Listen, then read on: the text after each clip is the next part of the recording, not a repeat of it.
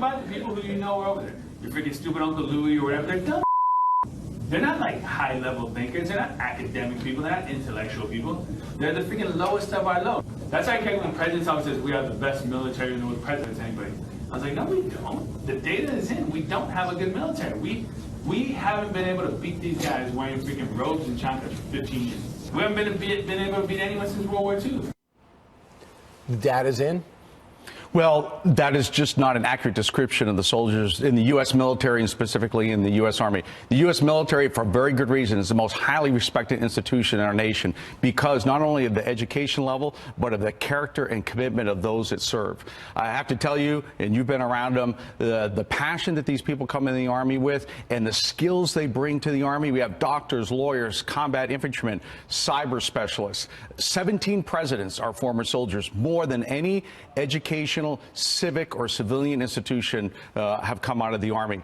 450 Olympic athletes, over 100 gold, silver, bronze medals. In fact, next week we will have 9 soldiers in the Winter Olympic Games. So next week we'll have soldiers in Korea earning bronze medals for athletic excellence and soldiers in Afghanistan earning bronze stars for valor. General, there's a danger, though, because you have cited all facts and you know the quality of people who serve, but you have a bunch of teachers who feel like that and feel free enough to blast you, the men and women who serve.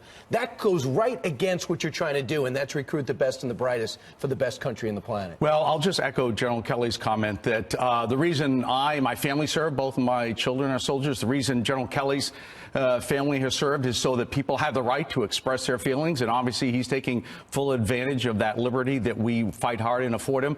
I would offer to him, as somebody who is also involved in training and education, I'm sure he understands the mark of an educated person is an open-minded person who wants to learn as much as he can. So I invite him personally to come to my headquarters. I will introduce him to our Army, his Army. I will let him see his soldiers. I'll take him down to the Army Cyber Center of Excellence. I'll take him to Fort Leonard, where we train engineers. I'll take him to Fort Benning so he can meet combat infantrymen, and he can see the quality of people. And then I'll take him to Walter Reed and talk to wounded warriors, and in their own words, let them describe why they put sacrifice above their own personal safety to serve their nation. And then I'll take them with me the next time I have the honor to represent our leadership at Arlington for a funeral, and let him talk to the family members and let them tell him how proud they are of their sons and daughters that serve our nation. Wow, extremely well said. You might have to keep him from General Kelly, if you don't mind, on that tour, because I don't think he'll be as diplomatic, but great, very well said. First, not talented people.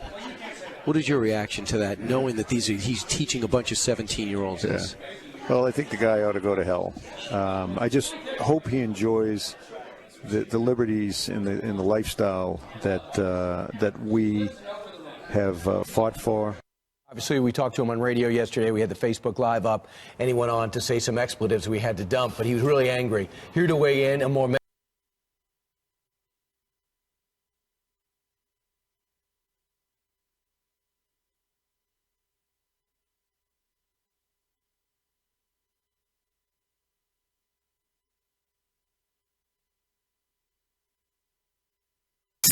You're listening to Sergeant's Time on WTF Nation Radio. This is a public service announcement from C.T. Fletcher. I will not contribute to the pussification of a nation. Get your punk ass out there and work for it, motherfucker. Let's roll.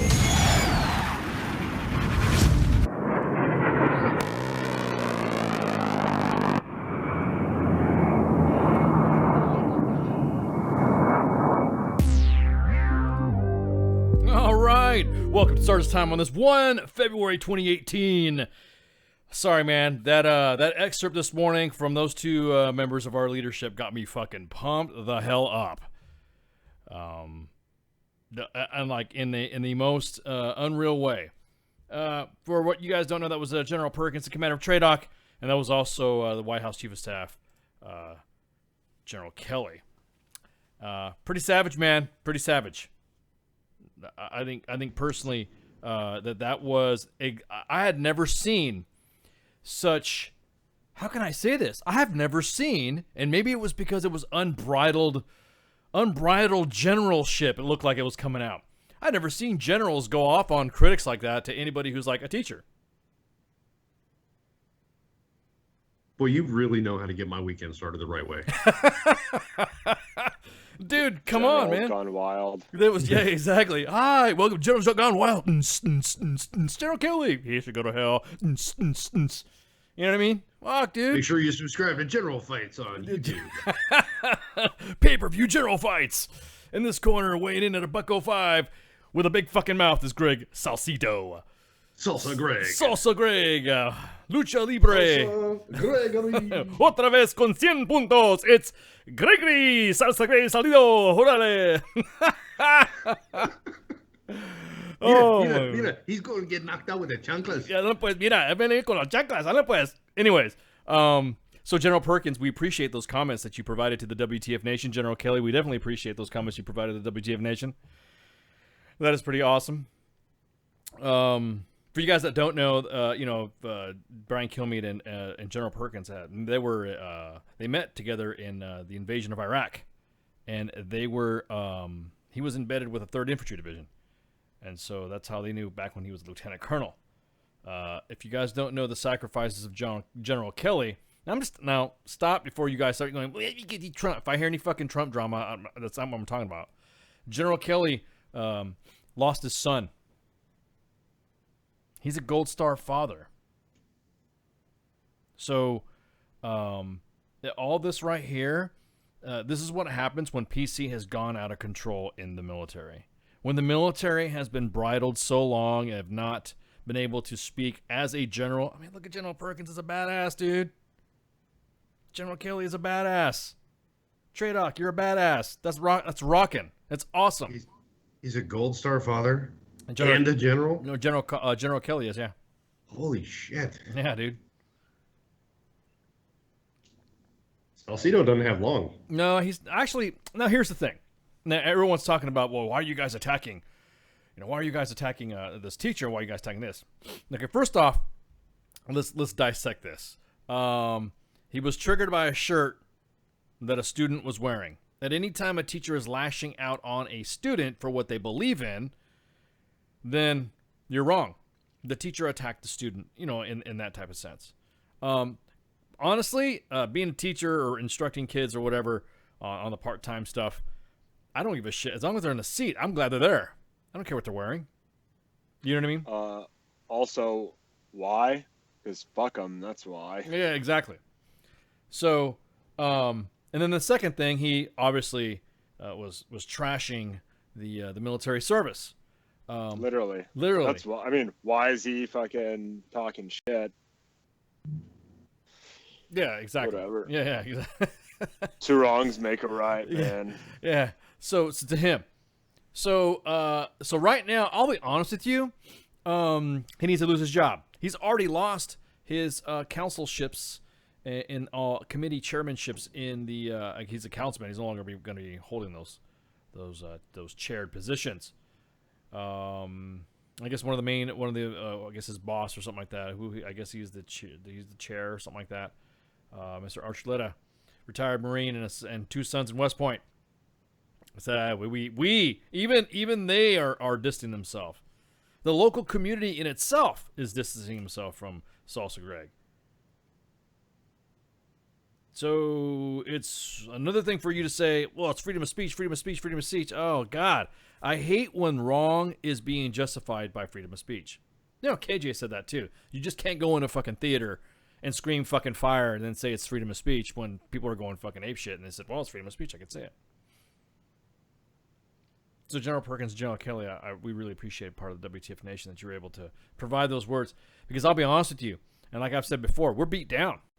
We're getting beat down. And the last thing we need is academia. Because you notice there's not too many college people that talk shit about the military. It's always the students, right? You never hear some of the professors. Now they'll go into some sort of scientific or some sort of methodology and, well, it takes this much for this. They go into all those fucking statistics of whatever. We don't want RTC on here because blah, blah, blah, blah.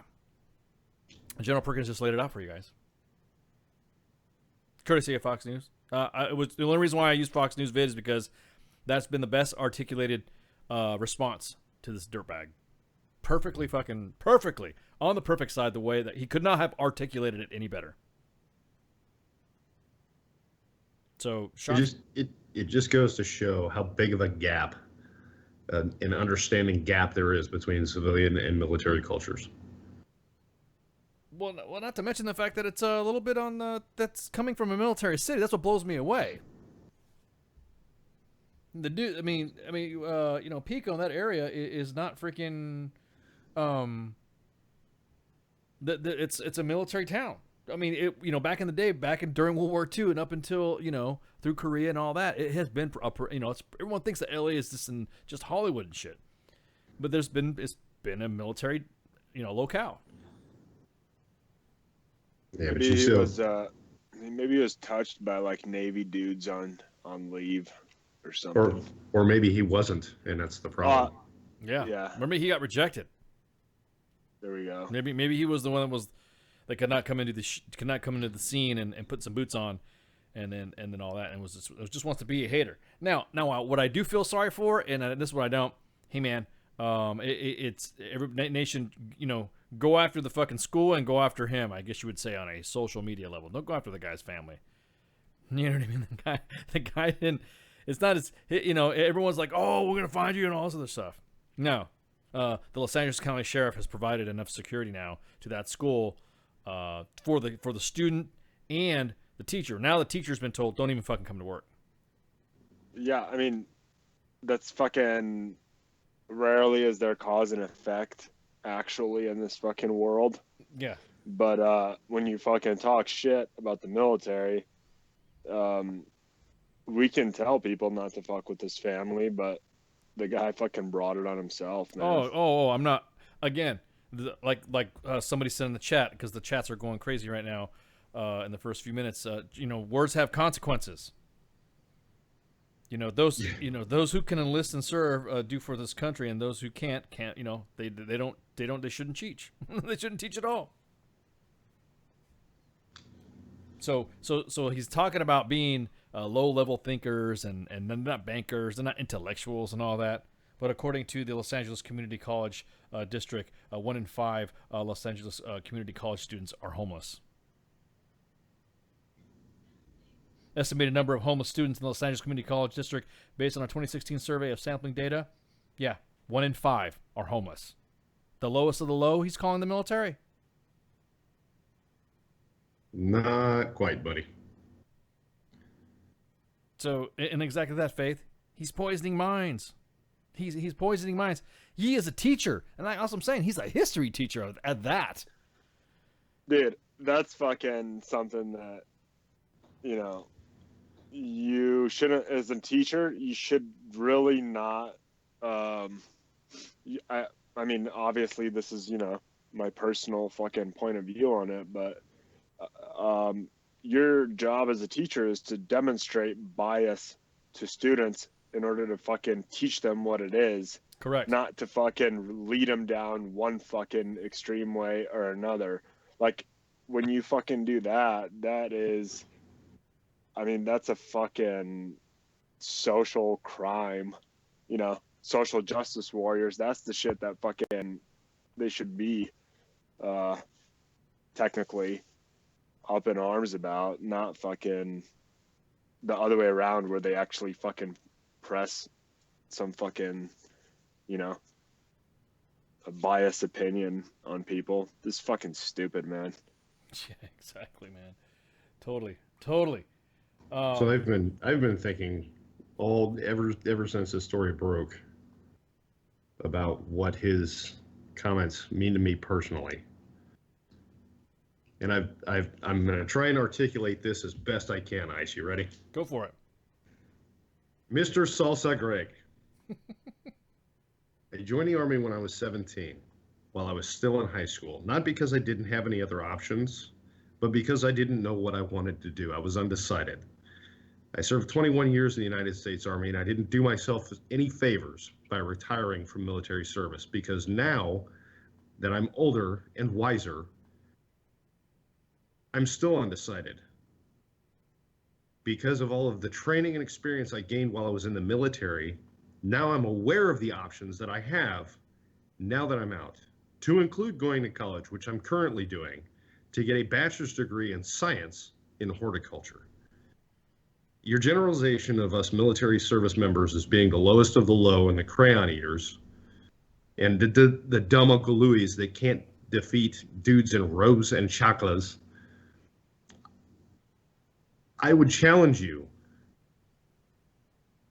to go to enlist and deploy and see what contributions you can make to that effort.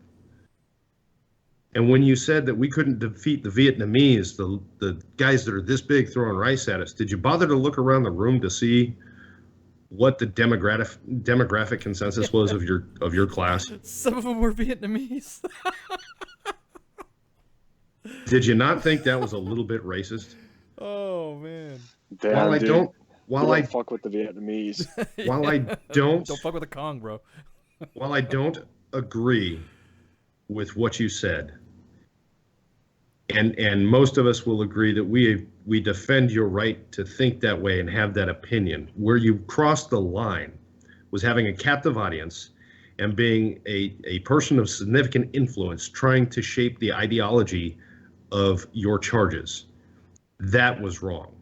That's where you crossed the line. Your job is to educate, not to indoctrinate. Exactly that. Yo, I got a question on that though, Yeah, go right? ahead, man. So, whose responsibility is it to fucking pull this dickweed into line for this shit? Like, is it the school's responsibility? Although, maybe if it's like a private school, right? But doesn't Department of Education, as fucking retarded as the existence of that organization, You've got two problems. One, it is the school district's responsibility to pull him because he works for the public school system in Pico Rivera, California. Yeah. Public schools. Yes. That's, He is also a city councilman for the city of Pico Rivera, California, and he has also stated on Twitter, I believe, that he can't and won't be fired. Yeah. For this incident. No, and of course, all of his social media accounts have been deleted or whatever. But the point being is that you've gotten we can't we can't, aside from the fact we can't just rally up and but this thing broke, of course, by U.S. Army WTF Moments and WTF Nation Radio. When it first started getting some traction, and then to see it brought up to the White House level, to see that you brought it up to a command level. Hey, Greg, if you wanted to get the attention and wanted to teach everybody what you wanted to preach your ideas to the nation, the U.S. nation and the WTF nation, guess what? You got your wish. Yeah, go ahead and call that phone number scrolling across the bottom of the screen, Greg. I dare you. Exactly. Tell us what you really think. No, don't. I don't want to fucking hear what you think. For English press, English. You're a fucking like sorry ass excuse for a fucking like member of society, dude. Yeah, it's he's not. Again, this is like this. Would you consider? I would consider this guy dangerous to the school. He's a danger to himself and everybody around him. To society. Yeah, that's what I'm saying. Well, I'm more sort of the school because, I mean, and you got to remember, and you see this poor kid, now the kid's getting death threats and shit, and he was the one that just recorded the comments. He just recorded it. He needs a broom closet, like a back office. Again, he shouldn't be teaching. He should not be teaching. He should not be part of any council. I mean, I guess there's a restaurant there, a Mexican food place that has his favorite meal was he was always ordering his usual meal, and so the owner of the restaurant called it the mayor because a taco ball. Yeah, something like that. It was some Mexican mixed mash of dish, and it was probably delicious and all that stuff. And he always come in there and he always come, hey, what's going on, man? Hey, what's going on? And they all like. Then I'll get the usual, and he was kind of like, he was like a cool, he was Mr. Cool, right? Walking around in a zoot suit thinking he's all badass. Being the talk of the fucking town. I'll get the usual. And so the guy puts it on the fucking, on his menu. This is what the mayor gets. Get the mayor. You want to be cool like the mayor. Orale. And guess what happens? The guy said, "Fuck that! I'm taking that shit down. It's coming off a menu." Deleted. It's not coming out of there. It went the way of his Twitter. Yeah, exactly. Well, I appreciate it, John. Deleted. So, yeah, exactly. If the teacher would have been worn a "Make America Great Again" T-shirt or whatever, he'd been fired for by the unions. See, in California, the reason why truancy is strictly enforced in California is because unions get paid for ass to seats. That's why the classes are so overcrowded down there, being a product of that school system. They don't care if you don't learn a fucking thing. I was a product of the school system down there as well. Yeah, and all they care about is numbers. School isn't about you learning shit. It's about you not robbing people and fucking so there aren't like mobs of urchin fucking gangsters like mugging motherfuckers in the streets, man. Yeah, That's exactly. like what contributes to being a first world country. Well, school was originally used to as like you were saying, Doc, to keep kids off the street because of child labor laws. But the second and third order effects of that, of compulsory education, was indoctrination to create placid and obedient workers once they reach an age where they could work. And that mindset is still there. And there are teachers out there that in their heart of hearts believe that that is not true, but it is. And Salsa Greg is just a shining example of indoctrination. Yeah. You have to sit here and you have to listen to me teach. I got into it with one of my English professors in college here. American literature, early American literature. Well, Trump thought that Frederick Douglass was still alive. What the fuck does that have to do with my class? And cite that, please, because I'm attending school as well. Please cite that. You have a source? You have a source? Well, see, like so KJ says, you got a source. This is what happened. You got a source? So he had said something about Frederick Douglass in during Black History Month in February, correct? Oh, I'm a horrible person. Yes, it's February. Yeah, February, okay. He had said something about Frederick Douglass in February during Black History Month, but he never said that Frederick Douglass was still alive, but he talked about him in the present, which made it seem like he believed that he was still alive. Mm-hmm. She held on to that from February to May just to make her point. Well, it's a she. That fucking bitches fucking remember everything, dude. But we're also in They're the like, South. oh, you fucked up 2 years ago And they bring when I was on my period. Yeah, you're right. You do have a good point there. Fucking. You do have a good point. but I'm also in the South, so I've got a biology teacher that teaches evolution but believes in creationism. Yeah. Well, as long as fucking she's not teaching, you know what I mean? Like, that's a good fucking actually good example, like relative or relevant to the current fucking topic of discussion. Right, but the only reason I know that is she had said something offhand last semester about well, we're going to teach evolution. I have my own opinion on that and beliefs, but we're going to talk about evolution. Well, okay, that's good for her, man. And that was it. But as long as she's not fucking, that's I don't know. It's kind of like, I would think it would be more professional to not fucking say that, hey, I'm an idiot. Exactly. I believe in fucking whatever, the fucking fairy tale version. But I agree. But I mean, you got to teach her, but at least she's not fucking peddling some fucking bullshit nonsense like this fucking cockbag that we're talking about. But the point is teaching, no matter what your personal beliefs are, teaching is an unbiased, correct. You're supposed to be fact-based thing. Yeah, you're supposed to teach the curriculum. You're teaching them to fucking to be aware of bias and to fucking make the only times that you should be bringing that kind of shit up is to say, hey, there's these two fucking retarded ideas, and retards get fucking out of control excited about both. But you can choose which flavor of retard you personally want to be. Correct. Your job as a teacher is not to sit there and say, you need to believe this and don't wear this and don't support that and don't, subscribe to this way of thinking. It's not your job.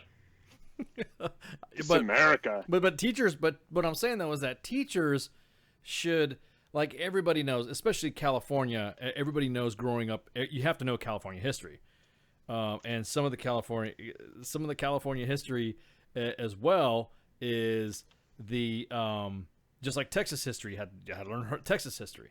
So some of the things that you've had to have learned is you would learn the archaeological aspects. I remember growing up, you had to learn the archaeological aspects.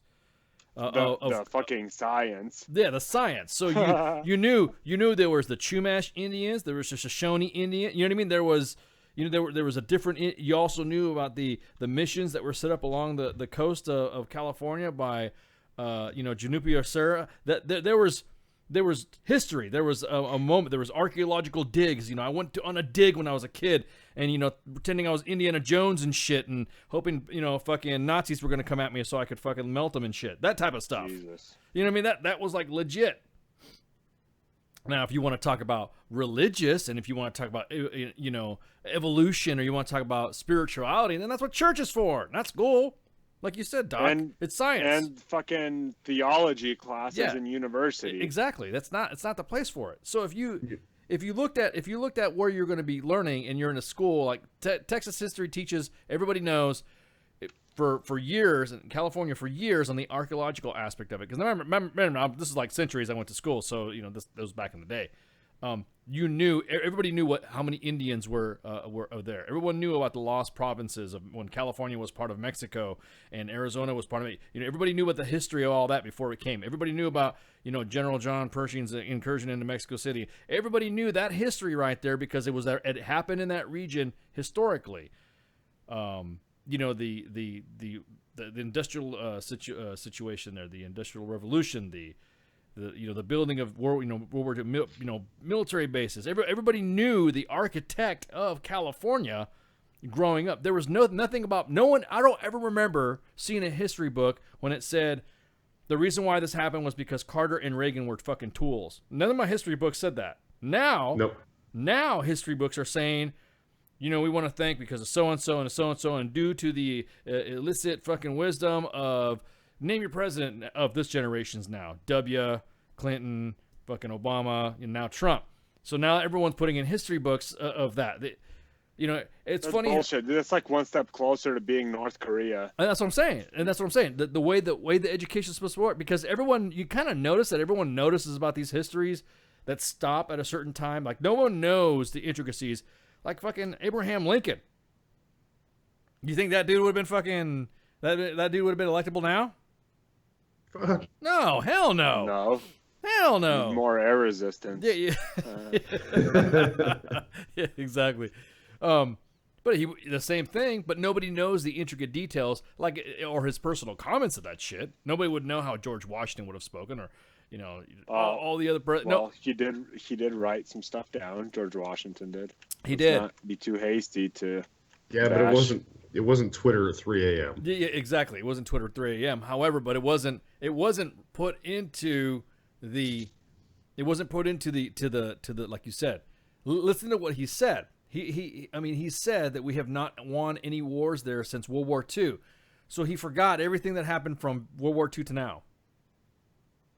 And not Panama, injecting Grenada, Panama, Grenada, Korea, define war. Are we talking about world wars? Or are we talking about low intensity conflict? You're right. So he didn't really get articulate. So if you wanted to talk about that, now if you wanted to talk about strategic policy, fighting unconventional warfare or something like that, I could see that being a conversation on how hard it was that the military at the time was trying to struggle with an unconventional enemy. But that's not part of a fucking public school curriculum. No, but he's a history teacher. We don't know what he was teaching from history. All he knew is that the kid walked in, because he even said, "Don't wear that shit here anymore." The teacher placed his own policy. Nothing that said that the kid couldn't walk around in U.S. Marine Corps shirts. He said his own policy. And even then, that's fine. He can. Fuck him, dude. If he wants to criticize. He can, as a U.S. history teacher, it is incredibly relevant to criticize the strategists that came up with a plan in Vietnam and Korea. I got it. I understand. Yeah. But dumb Uncle Louie, the crayon-eating Marine, really? The foot soldier bullet sponge is the lowest of the low? That's us. That was me for 21 years. I was a tanker. I'm not the lowest of the low. And I refuse to believe that. And this jackass has lumped us all together because of wars in the past that were run by corrupt politicians. Wars are always run by corrupt politicians. Yeah. Well, there you go. This dude's a fucking idiot. Yeah. If he wants to teach fucking, military fucking strategy and shit, he should go and get a fucking liberal dick suck fucking job at a university fucking like liberal arts campus and fucking do it there where the people fucking pay to fucking hear that shit specifically. They go in there and they fucking, get butt fucked and get a verbal reach around over how communism is fucking great and shit. Fuck them, man. But it should be fucking, why isn't the reason I was asking before about like who is responsible for fucking enforcing this kind of shit is like it should be Department of Education, but like they don't really have any fucking way of enforcing this fucking garbage ass fucking, not that their curriculums are fucking good or anything, but still, especially if he's tenured in California. I thought tenure was I'm retarded in this subject matter, but I thought that was only for universities.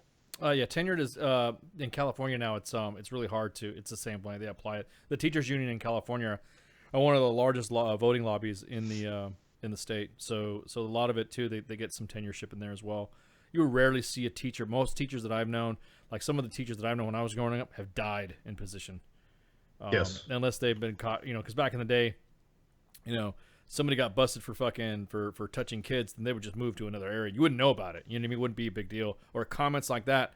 I got thrown out of a class, of my history class, because I told him that he was fucked up about what his comments were about Vietnam. Because we were talking about the Tet Offensive.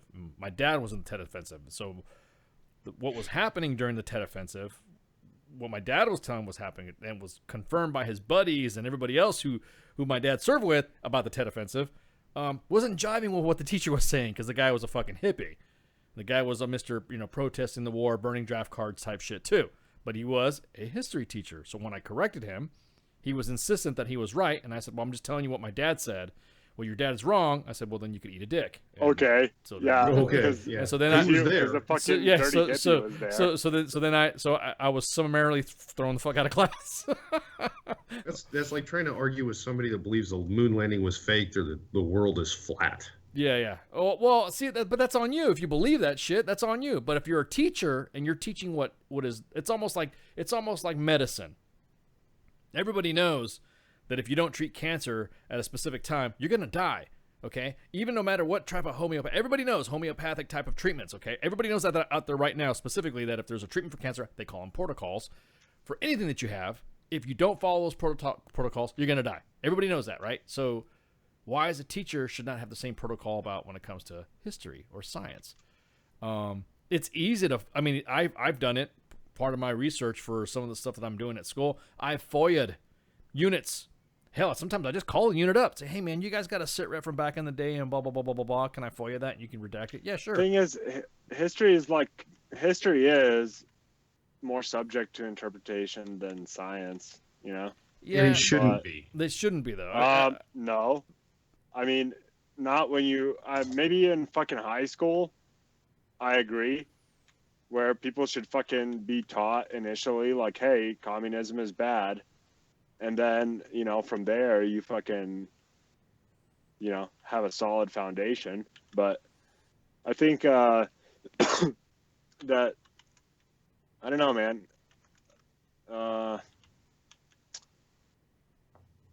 I don't know.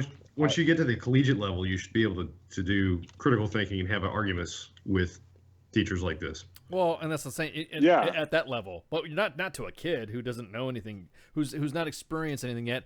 And the way what makes me mad is that, and just like why my mom and dad didn't care when I got thrown out of class, is because he was going against the values to which my family was teaching me. My dad served in Vietnam and told me this is what happened in Vietnam. He can say his buddies, everything. It's confirmed throughout my dad's history. This is what happened during Vietnam.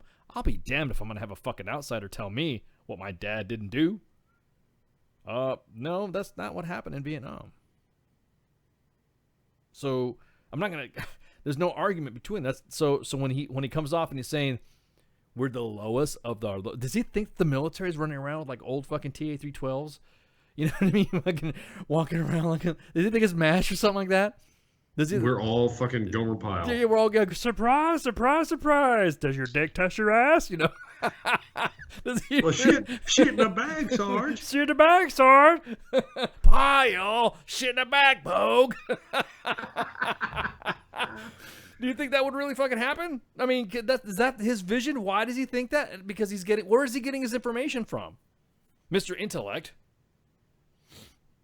He's just making shit up himself. Yeah, exactly. So and it's one of those things like we were talking about at the beginning of the show. It was either he was rejected by military service or he was rejected by a military service member. Yep.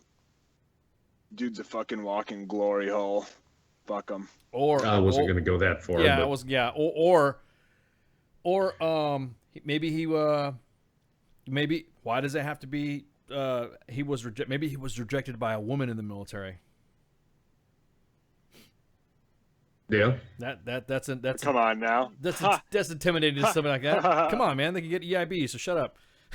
Yeah, well, we have statistics too. Well, we have statistics too. We have the data's in. The data. Statistically, it's more likely that he's a fag. Yeah.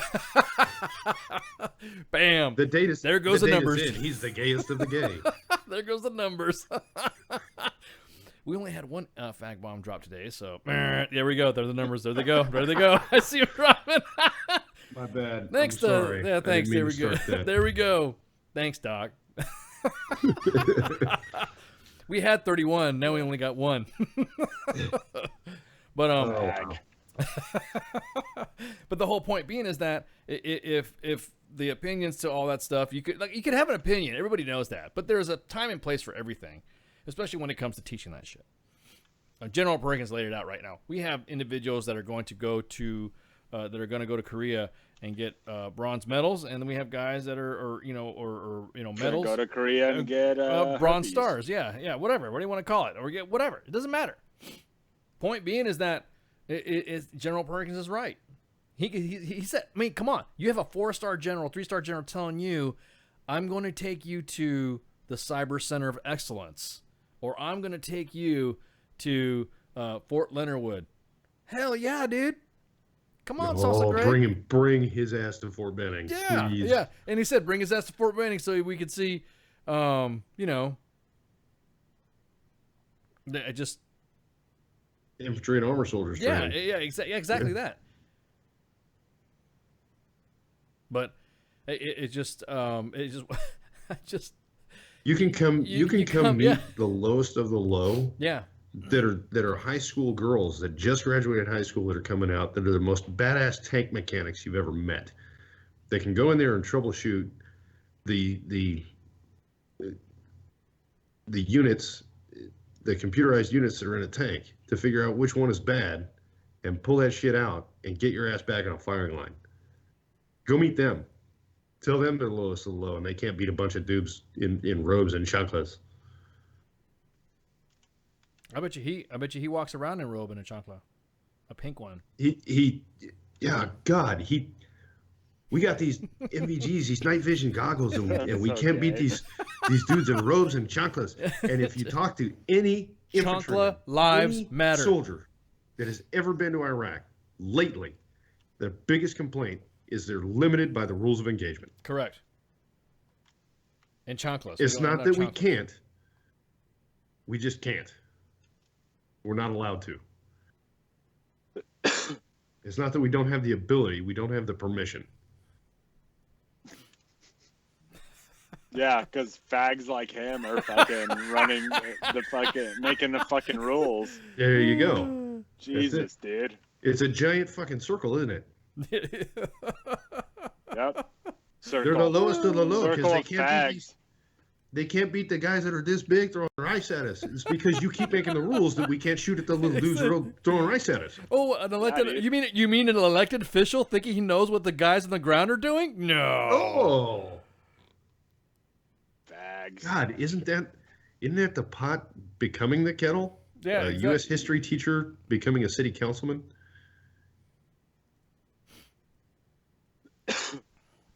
It is. Again, it is the pot calling the kettle salsa. Because that's another thing too. Is everyone's getting what makes me mad is that there has been petitions, and yes, this is going to be a Gregory Salcido bashing time for Sergeant's time. We'll talk about other stuff too, but yeah, we're going to bash on him for a little bit. But the whole thing is that is what I don't get is that everyone is protecting him. Everyone thinks that it's okay for him to do it. Tell us, why do you think he needs to be protected from his comments? Well, I mean, if you want to call and let us know. Yeah, dude. No, you don't think? No, I'm just saying. Enthrall me with your acumen. Yeah, please. Somebody please call. Let's talk about it. Defend this guy. I bet you nobody calls. The only reason that I would say that we're wrong for bashing him is because potentially he's not just a fag, but he's also a troll, and we're giving him the attention that he wants, whether it's positive or negative. Oh, damn, we lost 3 more viewers. Mixer's dead. Sorry, dude. I just got an email from Mixer. Your account has your account. No, just kidding. Oh god. I'm just saying because that's what happened last time when we were going on a big tirade like that, and freaking, I got actually it was a transgender community that put some shit on me, and I got my 72-hour ban from fucking Mixer, and I got an email on air. But blink, your shit's out. Dude. Yeah. We interrupt this broadcast to bring you our terms of service. Yeah, exactly. You can't say transgender. I'm not, you know, I have nothing against fags, man. Just want to fucking, you know, put that out there. People can do whatever the fuck they want. I'm talking shit. Yeah, of course. I'm just. It is banter. Yeah, it's banter. If you get butthurt about it, then you're the fucking retard. Wait a minute. Yeah, so that doesn't fucking get the joke. joke. I mean, if you're butthurt about it, then you know that's on. Like you said, that's on you. This is WTF Nation Radio and U.S. Army WTF Moments. We're professing the true feelings we have for you know, this type of situation. This whole thing again. I'm just the whole thing. What I'll tell you, what was I wouldn't say no, actually it was chilling. What was chilling was he went after a student and talked shit about the guy's family. Yeah. And then the third thing is that there was people in there laughing. Dude, that justifies going after his family, I say. As the Bible says, an eye for an eye. Oh, I didn't realize you were so biblical. Oh, I am, dude. Oh, I was. Did you go to seminary? I was raised to be a priest. Yeah, man. I'm about to say Doc was raised to be a priest. Like priest, not like straight up, you know, not like Catholic, like Catholic priest, yeah, not Roman Catholic priest. But they got that fucking shit with the kids that wasn't part of my upbringing. But my biggest thing again is that you can't. There's like we said, yeah, exactly that, Brian. There's no Brian, the Facebook live chat said there's nothing to protect him. He's nothing can protect him or nothing can defend him with what he said. So it's time for him to just pay the price and fucking lose your job, dude. You said you wanted to go be in Dodger Stadium even more and more, so go ahead, go apply for that janitorial job. Yeah, dude, because I think all that stuff right there. God, dude, I just thought, because I saw that play, the General Perkins comment play. I was getting coffee and there was a TV playing, and I was like, whoa, who's that? And I thought I was watching a VTC of him saying some stuff as I was walking by the hallways of my multi-star command, because I like being nosy. and then I saw that it was just a TV playing, and I'm like, oh shit. Yeah, Salsa Greg got attention. Yeah, he did. What exactly what he wanted, right? And he was Mr. Cool, right? Ándale pues, órale, Holmes, mira. I can say what I want to say because I got the freedom of speech. I got freedom of speech, Holmes. Shit. They're just like running around in chanclas throwing rice at you. And everyone's like, ha, ha, ha, ha. Meanwhile, the Kong is sitting there, Charlie's looking at the bushes. I'm serious, Shit, man. dude. That's like freaking. Nope. This isn't Nam, bro. There are rules. Right, dude. Nice. I can't stand these guys though that bite the hands that feed them. Yeah, and you know what? From what he was from what I gather, and this is from what we were getting some information about the guy. He was a pretty popular teacher. However, had a big mouth. And due to his popularity, he felt like he was untouchable. Like when he told the female student that he was going to kill her if she did something again. What? Yeah, dude. Or when he smacked the student in the back of the head. Because he What was, the yeah. fuck, So dude? he had his head, yeah. So How's he still a teacher, dude? I guess Bondo has electrolytes. Huh? Exactly. It's what cows need. So the whole thing is that how, as a father, if my daughter came home, if Princess Ice came home and said, Dad, a teacher said he was going to kill me today, I would say, honey, here's the PIN number to my fucking ATM. I'll be back, or I may not be back, or maybe not. And here's the PIN. Here's all the passwords to all my accounts. You have Fuck access that, to my dude. accounts. You don't even need to do that shit. Like, at that point, you fucking go to the police station, which is, we live in a civilized fucking country. You go to the police and you tell them, hey, I'd like to press charges against this fucking dickhead for threatening to kill my daughter. It's fucking, oh, I was just joking. Yeah. No. Luck. Good fucking luck, Yeah. man. Well, see, in the state of California, just like other things, the police departments over there don't want to deal with that. Because you ever noticed that? Like, for instance, when you call the cops on someone for saying they're going to fuck you up or communicating a threat, what do the police say when they show up? Yeah, we really can't do anything. They didn't do anything, so. Yeah, but it's not up to them. The police don't. It's the prosecutors, the city prosecutors are the ones that press charges, right? So it's not up to you, like, to decide, hey, I want you guys to press charges. The prosecutors decide that shit. And if the police say, well, we're not going to fucking, we think this was not serious enough. It's like, well, sorry, dude. That's not up to you to fucking decide. You get out your little pencil and your fucking little notebook and you write the goddamn report. Exactly. And you let the fucking prosecutors decide whether it's fucking a joke or not and how funny it is. So there you go. Thank you. I was about to say there, Michelle. There's your address on Mixer. You can also watch it on your Xbox Live. So if you're watching Xbox or you're playing an Xbox, you want to watch in your room and hear us in great high definition surround sound, you can go to your Xbox app on Mixer and you're able to listen to us on Xbox Live as well. So there you go. Mixer.com/WTF Nation Radio, and that's how you get an account. And then drop a follow, do a share, and all that, and then you'll be in like Flynn, listening to the Salsa Gin. So I don't. I'm not over the fact that this guy and soon.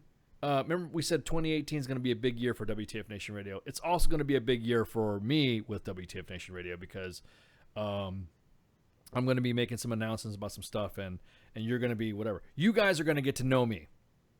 WTF Nation is going to get to know me. And when you find out, holy shit, that's Ice. Well, you're not going to see my face, but I'm just saying. You know what I mean? I'm going to be more active on this. But my story is there's no fucking excuse for him to talk shit like that because I had literally, let me tell you a personal story. I wasn't a good student. I was an okay student. I mean, I wasn't gonna fucking, I admit it, I was gonna build a goddamn, the space shuttle or some shit, and you weren't gonna see me on fucking the Mars mission. But yeah, I might have been like the next Bill Gates or something like that. Who knows? I was trying to get into a class, and because all the other classes were boring to me, only because the homework assignment I could do in 15 minutes before the class left. Before the class was over, when they would assign homework, and I was able to do it right then and there. Turn out, and I didn't get along with the teachers. So I had one of my teachers tell one of my guidance counselors, and my guidance counselor tell me and my mom that we would like Ice to go ahead and be in this class, but we just don't think he's smart enough. In front of my mom. So my mom turned and looked at me and she's like, if you want to go get out of this fucking school, or you want to drop out, or you want to get your GED, or you want to go to college, you want to do whatever, you have my full support. You ready to get the fuck out of here? Let's go. Let's go. That was it. So when I have fuckers like that saying we're the lowest of the low, it's like, I don't want to say I get triggered, but that right there, yeah, it fucking triggers me. So you're telling me that that's the lowest of the low when I look back at my several decade career and what I've done, leading men and women into combat, teaching and instructing, performing all the duties that I've done as a senior NCO. And when he said that, dude, I literally wanted to jump in my fucking POV, buy a plane ticket, and go talk to him mano y mano. Con los SS. Because fuckers like that don't need to be teaching. You know that kid? I'm not going to drop the kid's name because the kid's already getting harassed. But the kid that wants to join the military, good on you, son. That's what I'm talking about. Good on you. Wish you the best. I hope you have the opportunity to get the fuck out of that school, because that school right there is going to harbor resentment against you, unfortunately, because of this. Yeah, dude, schools you don't need to fucking finish school. That's a fucking scam. Look what happens when you finish school. You get a degree that they obviously give out to fucking retards that end up fucking teaching at those schools. Yeah, so when he says something like that, decide for yourself that fucking whether you're smart or retarded. And I mean, that teacher's obviously fucking retarded. Yeah, so right there, that infuriates me, because I look at little Ice right there. I look at a young Ice in that classroom who used to wear fucking my dad's Vietnam field jacket in class. Or his Stolen Valor. Stolen Valor. Stolen Valor. Stolen Valor. Fucking Pogue. You fucking. Oh man. So you shit in the back, Bogey. What are you doing? Yeah, exactly that. That Stolen Valor thing wasn't big back in the day, because wearing your dad's jacket or something like that, there was some pride into it. Or if you go when the Vietnam Veterans Memorial opened up, all those guys were in their old field jackets. You couldn't tell them Stolen Valor. But anyways, so that was that kid that would wear U.S. Army stuff, Marine stuff, or whatever. Because I had family members in the military, and my uncle was in the 82nd. My dad was in the 4th Infantry Division, 25th Infantry Division. Marines, family members that are Marines, family members that are Navy, family members. So all that shit to say, I have a family member that is a nuclear technician on a nuclear sub. Kevin Spacey. Oh, you're gay too? Yeah, exactly. I'm gay. Kevin Spacey. Oh man. But my point being is that, again, it triggered me. It did trigger me, because if you are, there is a have and have-nots down there in California. If you're not Mr. fucking popular, you're thrown to the fucking wayside. If you're not in like Flynn, you're off to the wayside. If you don't look like a certain person, you're off to the wayside. And joining the military is, for a lot of those kids, is a legitimate leg up in life. To them it is. And actually it is. I'm not saying that people just fucking suck, dude. No, I know they do. No, I'm saying that whole video of Mr. Gregory Salcedo, who's a former Pico Rivera mayor, you brought back 4 decades of me sitting in the same fucking classroom or sitting in the office and being told that I'm the low of the low. Bro. Bro. I'm so glad I got this fucking job. I'm so glad I got this Here's a fucking shovel, job. because the only thing you're going to be able to do is dig ditches for the rest of your life. Exactly. Yes. Oh, I'm sorry. That's what I was told. I never believe people. Like I quit school. I have mom. Actually, I got kicked out. Yeah, I have Mama Ice. I have Mama Ice reminding me about my grandparents as well. Exactly. I have grandparent. My grandmother was a whack. Not like whack, but like she was whacked out. But she was a whack. Grandfather, Army Air Corps. I have family members that have fought in other armies. Nazi. I don't know that. My father-in-law was in the National Guard, in the Air National Guard, and retired as an accountant from not only Ford but Bank of America. So try again with they're not investment bankers line, Salsa Greg. My grandfather was a military advisor for the North Koreans. My great-grandfather couldn't join the army during World War II because he was full German, so he built planes for the military instead. Indeed. I wasn't going to go there, but okay. My grandfather on my father's side was one of the, from what I understand, and I'd have to do a little research, from what I understand, was one of the original Red Hats here at Fort Benning. No shit. Yeah. What's a Red Hat? The airborne instructors. The airborne, yeah, the old when they were before they were Black Hats, they were freaking they were it was like during the test platoon stuff. You know what I mean? I see. History. I thought it was a rigger thing. No, riggers developed that afterwards. They picked that up as a unit signal. But anyways, my whole point they stole the headgear. Stolen headgear. That's Valor. fab, huh? Yes. We are SFAB. Bum ba bum bum bum bum. Oh, come on, Tradoc. We gotta break balls at least about the SFAB. Oh Shit. my god. Oh man. Yeah. See how So many fucking people we can piss off in one fucking. yeah, really. So we're gonna take a break right quick because dude, our breaks are going. I don't know, either that we like to talk or we're like fucking bitches in a fucking house or something like that. We're just rolling along here. Talking is flowing. Yeah.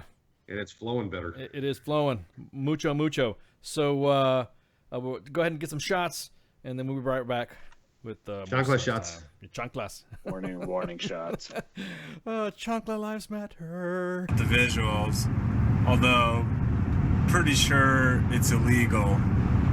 This station is now the ultimate power in the universe.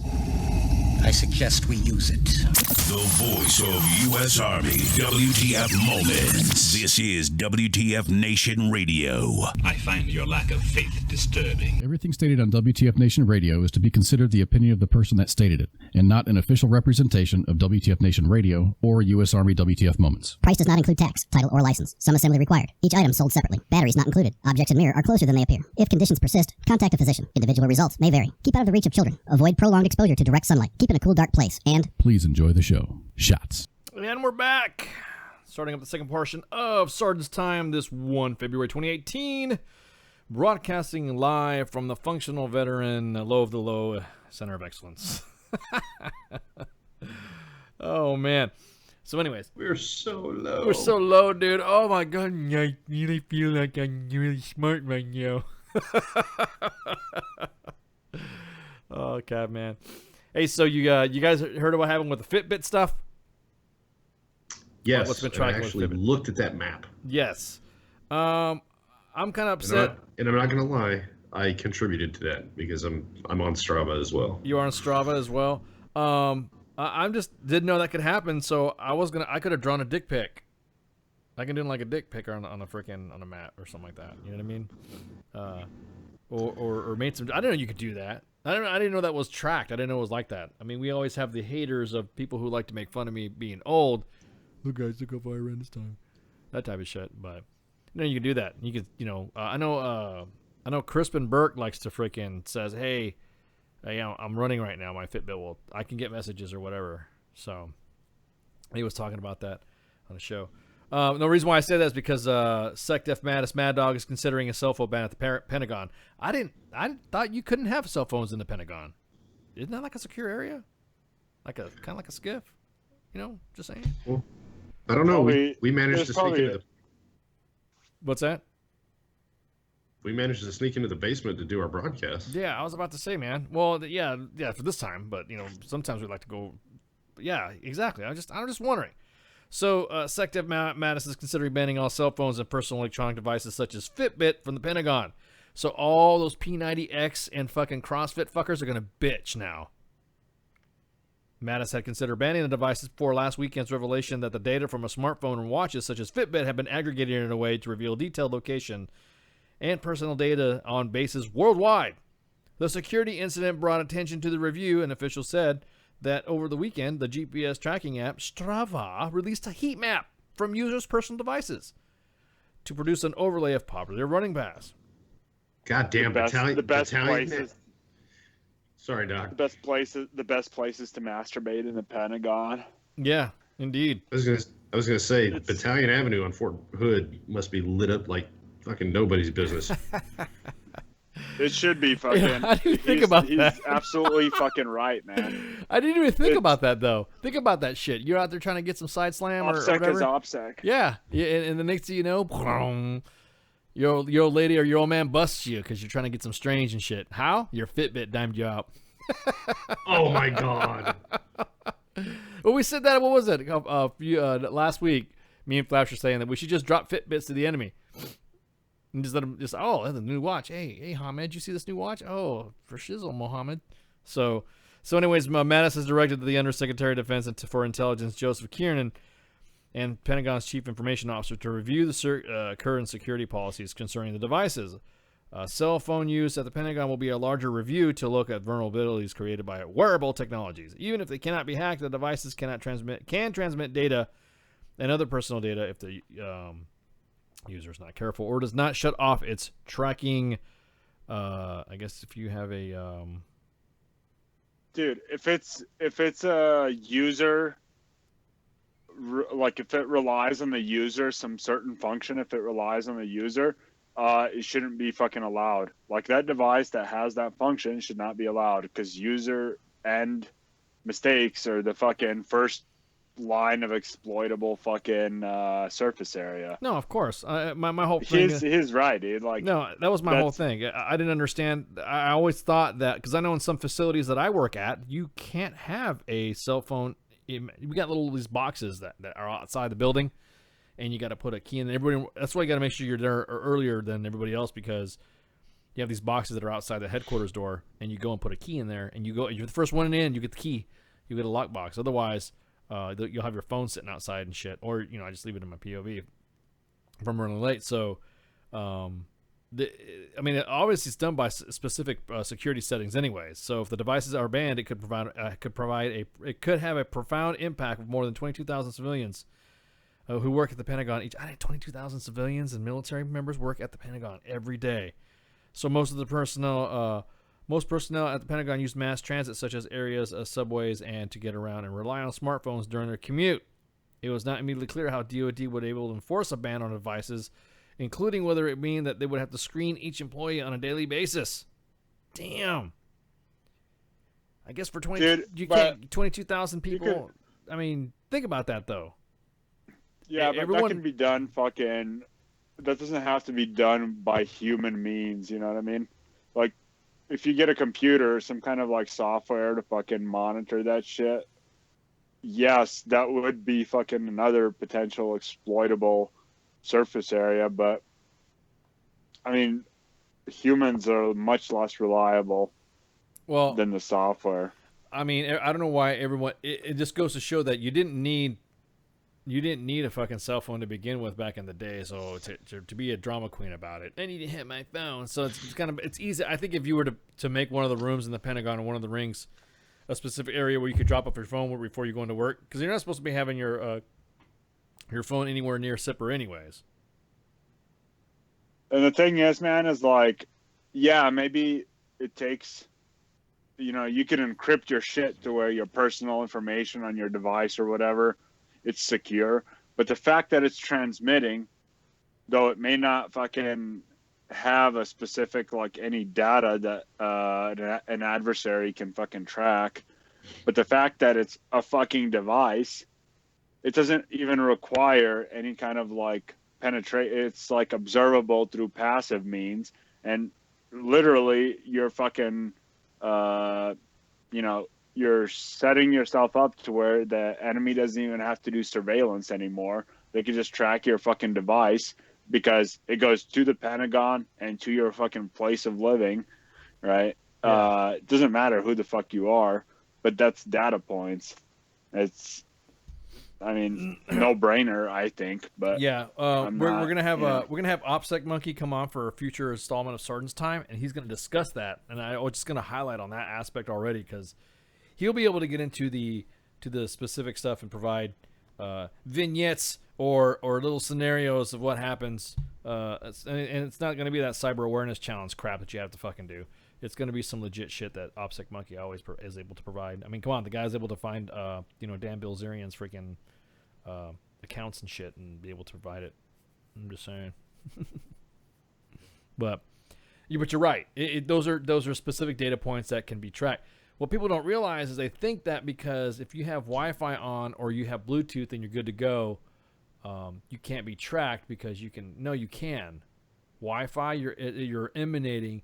You are less likely to get tracked through your cellular signal than you would be with your Bluetooth or your Wi-Fi. You will be tracked like a motherfucker with your Wi-Fi and your Bluetooth on. It's emanating signals. Those two setups on your fucking phone. yeah, dude. And the thing with that is, specifically the Wi-Fi, the Bluetooth is a little bit slow. It's a closer range, but Wi-Fi is. Anytime your shit touches a router within the, whether it's on a fucking public subway, in a fucking like Starbucks or something, it, like, if anybody like has access, it's not hard, by the way, to gain like access to those public routers. Like anybody can fucking track you by not necessarily, it's not going to be a continuous, but just by fucking, every router point that you fucking touch. Somebody just sent me a map of three core headquarters, and it is very detailed. The intricacies of areas. Now it's overhead shot, obviously, but it would appear that everyone's walking onto the 3 Corps Sergeant Major's grass. There's fucking lines all over that motherfucker, and mapped inside within the building. That would be my biggest concern is getting dimed out for walking on Sergeant Major's grass. Well, no, but Doc is correct too. But you're also seeing a layout imprinted in the building. Inside the building, yes. Yeah, you can see it inside the building that there it is. I'll share that in ops so that way Doc can see it. Okay. But you would be able to lay it. I'm not gonna throw that shit on the screen because it's no. Yeah. But yeah, you're right, Doc. You're laying out, you're providing data points, and it's literally starting to form whatever. Don't some installations? Actually, no, I do know of some installations that purposely black out or cage their facilities so that way once you go in there with your device, you're not emanating shit. Why couldn't the Pentagon do something like that? Because those fucking autists that work there already have like fucking all sorts of testicular cancer and AIDS and shit, and you can't be emitting radiation around them.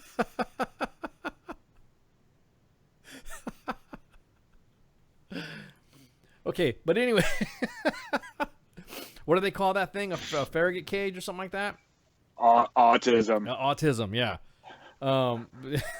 Yeah, Faraday cage, but Faraday cage that's typically not it's an enclosure, right? That's a Faraday cage.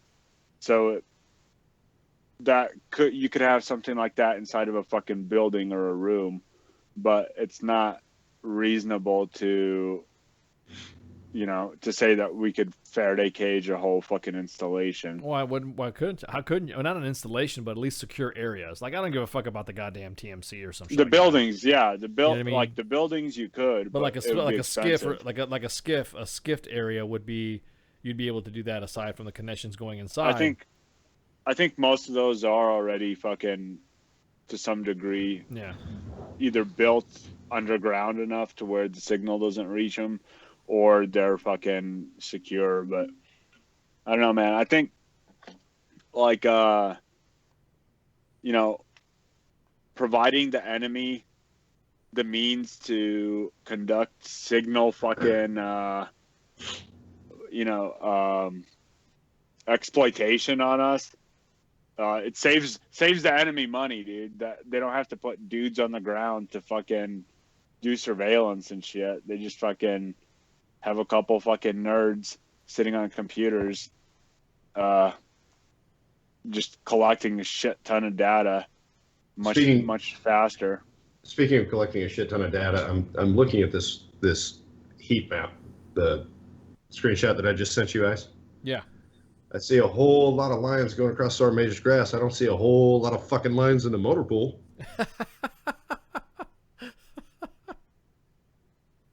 Yeah, what's up with that? The hell are y'all doing? You know what? You're right. I just noticed that. Like, no shit. I'm going to send you this. You're going to laugh your ass off when you see this. Ready to fight I'm not even fucking exaggerating at all. I'll drop it in ops. You see lines all the way around that motherfucker and not a single one through the middle of the motor pool. Holy shit, you ain't lying, dude. Well, there's one right. Yeah, you ain't lying. Fuck yeah, dude. The fuck are y'all doing? Yeah, that's why your vehicles ain't working. I'm not a computer guy, so forgive me for my pronounce of Faraday. I said Faragate. Excuse me for not autisting to the proper frequency of 30 megahertz. Faragay. Faragay. So no, I was just wondering why. I mean, obviously you're right. It's a good point to have those devices restricted. I didn't realize. Actually, nobody fucking realized until a college student from Australia was the one that figured it out and started mapping shit himself.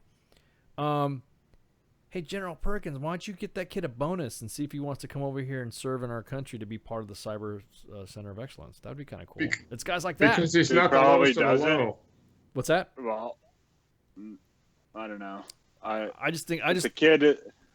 Do you really want the kid in the army if he's fucking sitting around jerking off to fucking maps and shit? Well, no, actually, yes. Because contract him, hire him as a fucking contractor. Yeah, that's Jesus. true. Yeah, you could hire him as a contractor. You're right, but you know we want. On the other hand, we have fucking bad track record with. Yeah, I was about to say cyber contractors. Yeah, Snowden. What was her name? The other chick. And then of course, Manning wasn't a contractor. It was a soldier. But the whole point being, you're right. We had a bad bad track record with the contractors ever. But the point being is that that's the type of shit that those fucking those keyboard monkeys at Cybercom should be doing. They should be, and I say that with the utmost of respect and admiration and term of endearment. Those keyboard warriors should be getting it.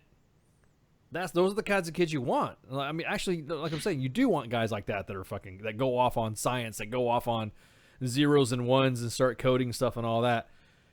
They may not have they might have poor hygiene skills, but but they're fucking can whiz the fuck out of some shit that like I said, 20-year-old kid just figured it out on his own. Oh, look at this. Oh, look at that. Wow. Okay, look at that. And then is able to fucking map out secret bases in Syria. Oh yeah. I'm exploring this map as we speak. Yeah, exactly. So yeah, that is a viable point. SecDef is well within his right. Again, you're not supposed to be having electronic recording devices or any type of cellular devices in a skiff, anyways. So that's what I thought. I assumed that every facility in the Pentagon, you had an area where you could just drop your phones off. I know several multi-star commands and several line, just even battalions and brigades, they have the same thing where you can just drop your phone off and by the door if you're in their connect, or you just leave your leave it in your POV. But yeah. So in other news, you heard it here first, right? When Mike Goff gave us his AAR and debrief from the fucking Maneuver Warfighter conference. Well, now the Army has finally announced the Master Gunner badge. Yeah. They finally announced it. So after straight up, like I said, y'all heard it here first. On WTF Nation Radio, US Army WTF Moments that leaders have been hinting at it for over a year, and it's finally here. If you have completed one of the 7 of the Army's Master Gunner course, you will now get a badge. And you'll be able to wear it on your uniform to show it. Yay. It's fucking awesome. Even the retirees. Yep. So, in a January 8th directive, Interim Assistant Secretary for the Army and Manpower of Reserves, Raymond Horoho, signed off on the badge, which can be worn by those with the appropriate additional skill identifier. The Master Gunner requires a high level of technical competence and detailed understanding of a projectile-producing system that aids a command in planning and executing a gunnery program. Designed to enhance the combat effectiveness and lethality of a maneuver force. That's what I'm talking about. To break it down in layman's terms, training and resource management, direct fire weapon systems. Yes, which that's it. Yeah, yeah. So things that go boom, explosives. So nothing wrong with that. That's awesome. That's been in you need to know how to do a firing table and max ordnate and tell a crew how they fucked up from the tower. Not to mention the fact that you also have to be qualified to qualify a crew with that.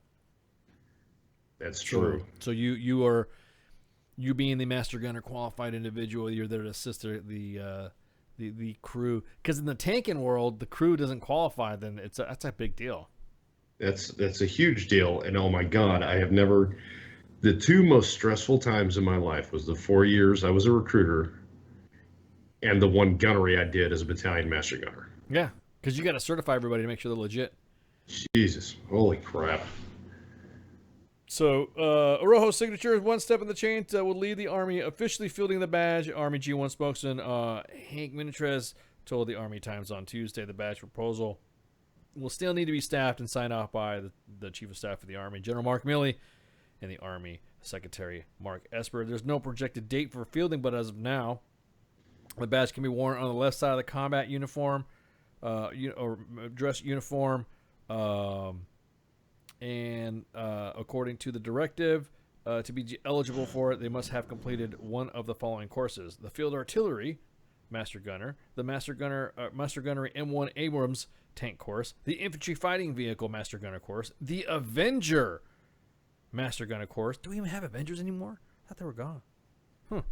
The M1A2 SIP Master Gunner course, the Striker. That's me. The Striker Master Gunner course, and the Patriot Master Gunner course. So enlisted soldiers must have the Alpha Self and Abbott A, Juliet 3, Kilo 7, Kilo A, Romeo A, or Tango 4 ASIs in their records, while warrant officers require a Hotel 8. Damn, warrant officers get the badge too? Yeah, it's got to be all inclusive. That was the one thing that tripped us up. So the armor community has been trying to get the Master Gunner badge for the better part of 40 years, since the Master Gunner School was initiated in 1975. Yeah. We came up with our own official unofficial badge that is not the badge that the Army approved. No. But we've been trying to push that for 40 years, and the biggest thing that stopped us was it's not all inclusive. It has to include everybody that has the opportunity to go to a Master Gunner course, and it has to include officers and enlisted. So we satisfied their requirement, and then they redesigned the badge. I have mixed feelings about it. Yay, we have a badge that actually helps to identify who the subject matter expert is in the tower. A little disappointed it's not the one that I've been using. Well, I mean, you kind of have to think about it, though. That you finally got your due. And like you said, it's got to be all-inclusive. So if anything else, you'll be able to get that badge. Like you said, man, it's like forever and a day to get that badge even approved, and for you not to get it and then having to go through that type of, because it's intense. I've seen master gunners, literally fucking lose, like you said, lose sleep. I've seen them retire because they fucked up. You know what I mean? I didn't sleep for a week. Yeah. I pulled a 36-hour shift just trying to get my battalion commander qualified, and then I immediately went from being a battalion master gunner to being a housing NCO. The equivalent of handing out towels at the gym. Yeah, I was about to say. So it was harsh. Yeah, it is. It's a big fucking deal. But again, that's, like I said, it's something that you aspire to be as a tanker or any of those, like you said, direct fire projectile producing systems. The badge design pays tribute to the technical expertise of its wearer, provides it to a commander. The 5 cross weapons and all the center represent all the branches eligible for the award, and then the laurel wreath represents the victory of the maneuver force. Ready to high and I. So active Army, National Guard, Army Reserve soldiers are eligible as long as they're not under suspension of favorable action according to the directive or flagged. And if you're a retired veteran, you could put in a request to receive the badge retroactively. That'd be best baller, dude. I'm just gonna go to clothing sales and buy one. Well, you gotta get the badge though. The way they work is that you have to have a badge. Like when I went to Jumpmaster School, they changed your MOS. Your MOS will be kilo 19 kilo unless your MOS already has it.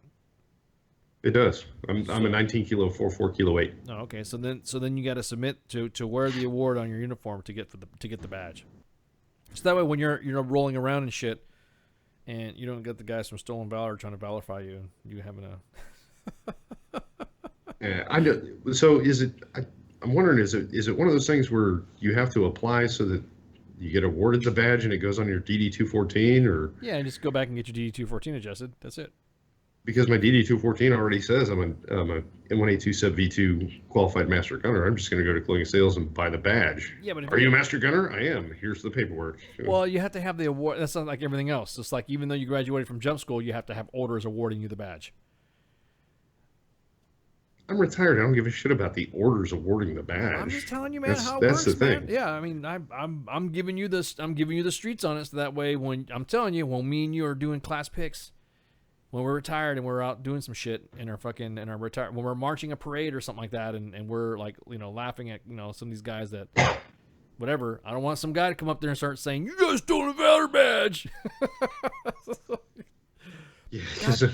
God dang it, my God! Why the hell didn't you rig it? He's probably gonna look at it and go, "It's a special forces badge." This badge here's not. It's a master gunner badge. What badge is that? Is that the new SFAB badge? I'm about to say. SFAB badge. Is that the new SFAB badge? Oh man, that's hilarious. I think I still have my 1059 around here somewhere too. Do you? I'm pretty sure. Well, I mean, like I said, I'm just saying it would be better for you to kind of do it right like that. But then again, the schoolhouse is right down the street, and they have records of everybody that has ever passed and every one of their test scores as well. Yeah. It's a lot like being a ranger or being airborne qualified or being special forces. There is a record of who's qualified and who's not. Yeah, they scroll your ass. They put you on this roster and they have their own internal records of that shit. And they'll able to, if you say you went to airborne school at this time, the first thing they're gonna ask you is what's your roster number. Yep. And then if you can't even provide the basic airborne question of what your roster number is, then there you go. I was one of 12 people that graduated class 12001. Oh. Well, see, I mean, I wouldn't know that. You know what I mean? And I've had to call the school a couple of times on a couple of people because I've had to verify their shit. Yeah. Hey, is this guy a master gunner? Yes, he is. All right. Yeah. Well, some of that, yeah, for something like that's real quick. How do you valorify a business? The Valor, just get a hold of the guys from Stolen Valor. They will valorify a business, but you have to initiate the Valorship. You got to be the one that, like, for instance, WTF Nation Radio and U.S. Army WTF Moments would have to say, hey, we want to get valorified. So we provide them. We basically are donating our money to the Guardians of Valor guys and say, hey, look, we need you we need to give you give us the Valor, almost like I said, like the Better Business Bureau approval, saying that we are vetted, saying that yes, we are veterans for veterans, and everyone says that they're veterans that are veterans and that are not veterans or not. You know what I mean? It's just like we're not posing. Because right now, lately in the news, there's been a couple of businesses that have been saying that they're doing stuff for veterans and they're not. Are you talking about this Marine? Oh man, there's Rent-A-Vet scandal going on in Kansas, and then there's Rent-A-Vet? Yeah, I was gonna get to that in a minute, but there's the Rent-A-Vet one in Kansas, and then there's the Marine in Florida.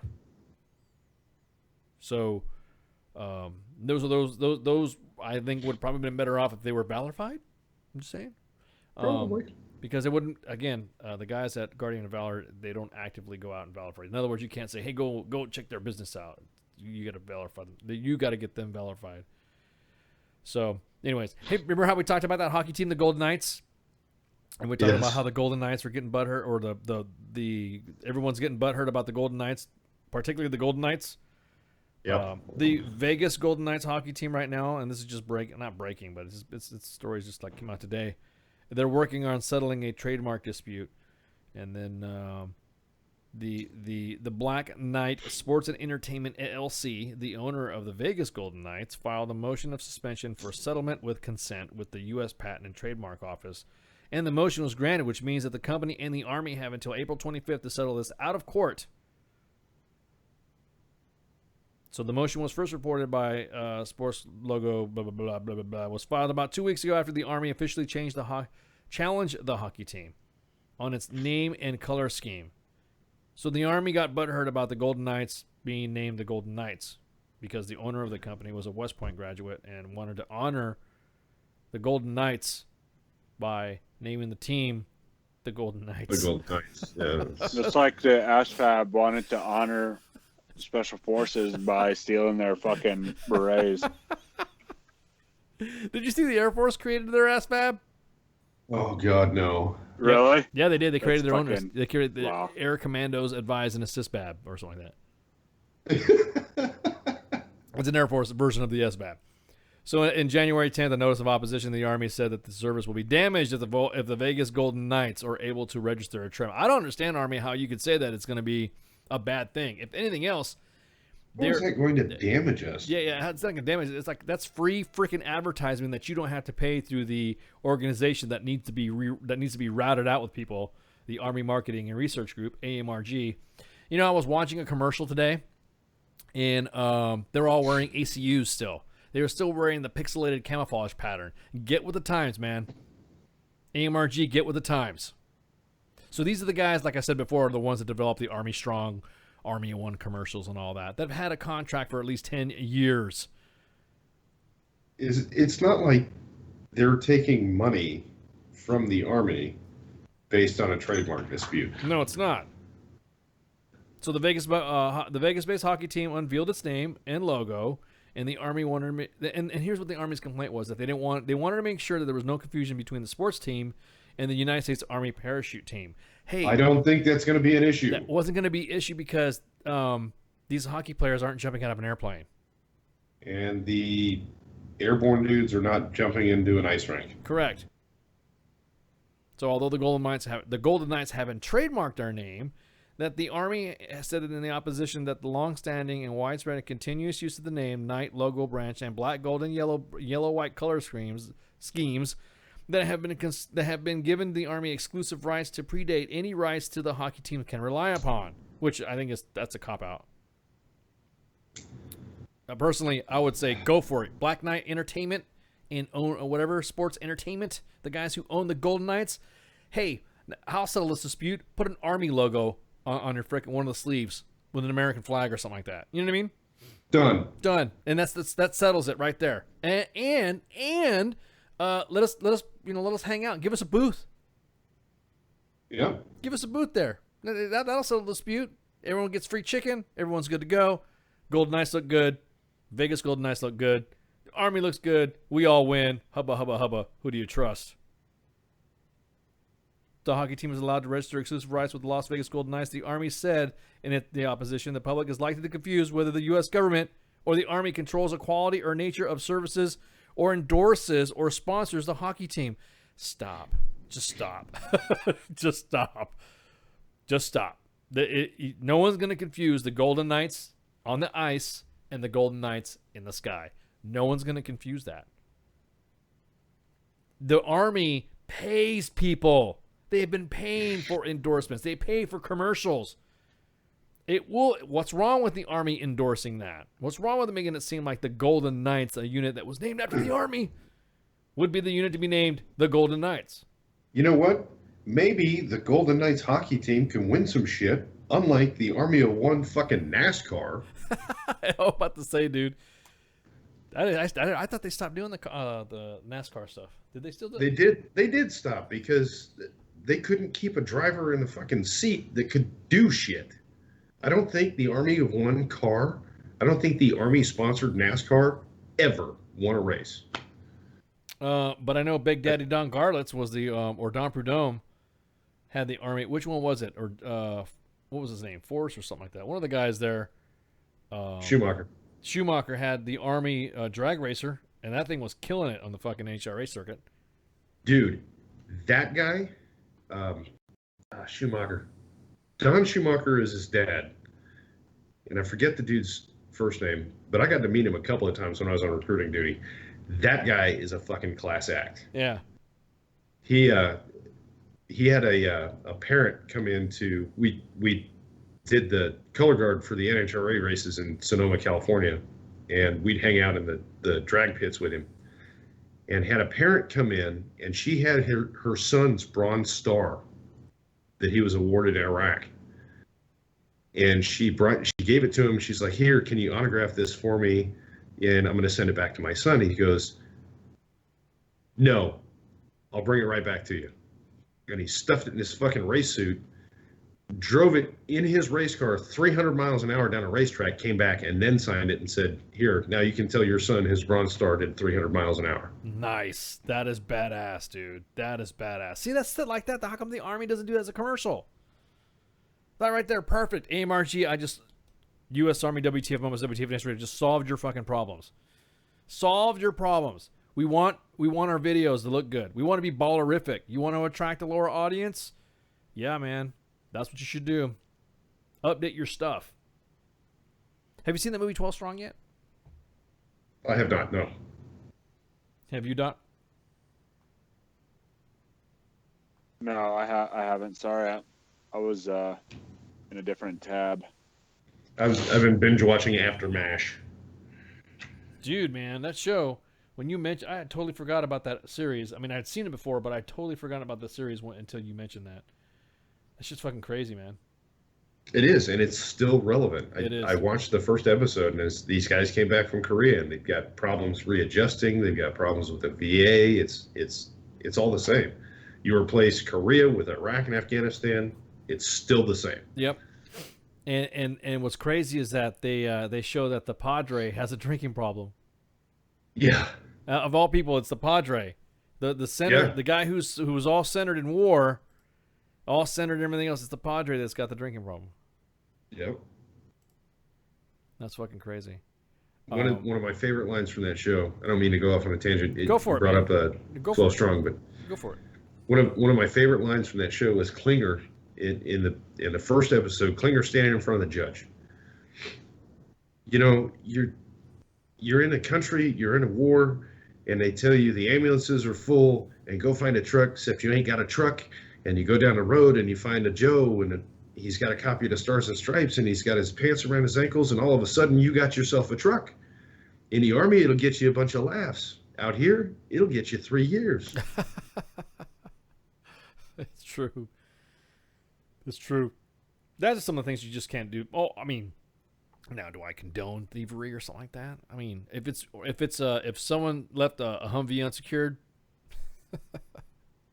you're not taking it home, technically. No. You're not really stealing it, are you? It's still being used by the Army. It's still being used by the Army. You just didn't secure it. Repurposing it. Exactly. Confiscate, relocate. Yeah, exactly. You're If attached. somebody is not securing it, we'll fucking secure it for them. Exactly. It is. It's one of those things to where the relation of it, and like you were saying, and my dad stopped watching that TV show because he said all the shit that he was going through with the VA. You know what I mean? Yeah, it'll hit you. It'll get you. I'm stuck on it now. I didn't realize that they had done a redeployment or reintegration show after MASH. Yeah. Yeah, it was like I said, it was pretty it was pretty intense. Seeing some of the characters there that you would not think, like I said, the Father Mulcahy would be the one that would be the guy that you know what I mean, that he'd be the drunk. He would be the guy that you'd think that who you thought was so steadfast and solid throughout all that shit would be the one that had issues. Yeah. But, anywho. And just so no, I have not seen 12 Strong yet. Yeah, you should check it out. Check it out. It's like any other Hollywood depiction of what the military guys do. So you'll watch it for its story. Don't try to nitpick it and all this other stuff. There's plenty of hands in pockets and unshaven and long hair, so regular people might get, Gen Pop might get, fucking triggered. I saw that at Fort Benning today at the PX. So you did? I'm good. Oh hell yeah! You saw some long hairs today? You saw some long hairs? Some long hairs, lots of hands in pockets. Yep. And they were all captains attending the career course. Oh, gotcha. Yeah, of course. So there's a soldier. There's been a Soldier Year suicide prevention app. I don't know if you guys have heard about this thing. There's an app that links struggling troops and veterans with people who can help them, and it's already been used 2,600 times. And it's called the Objective Zero app. And the Objective Zero app, the Objective Zero Foundation connects members of the military community with ambassadors, people trained to assist with someone with depression or suicidal thoughts, and with the resources that provide help. So, the organization was co-founded by Major Chris Mercado, who is the Army Times 2017 Soldier of the Year, to help combat the helplessness he felt after he knew people who took their own lives. The Objective Zero app, available for download through the Apple Store or Google Play, has more than 400 users and more than 300 ambassadors. So the ambassadors are volunteers and are from across the U.S., and a few in Canada and a few in Germany. And they go through 3 levels of training. Operation Save, which is the VA department training provided to anyone who is going to interact with veterans in a suicide prevention context. Psych Armor Institute, Objective Zero provided or partnered with this nonprofit that provides free online education for anyone caring for service members, veterans, and their families. The National Center for Veterans Studies, Dr. Craig Bryan, who is also on Objective Zero's board of advisors, provided training in a crisis response planning.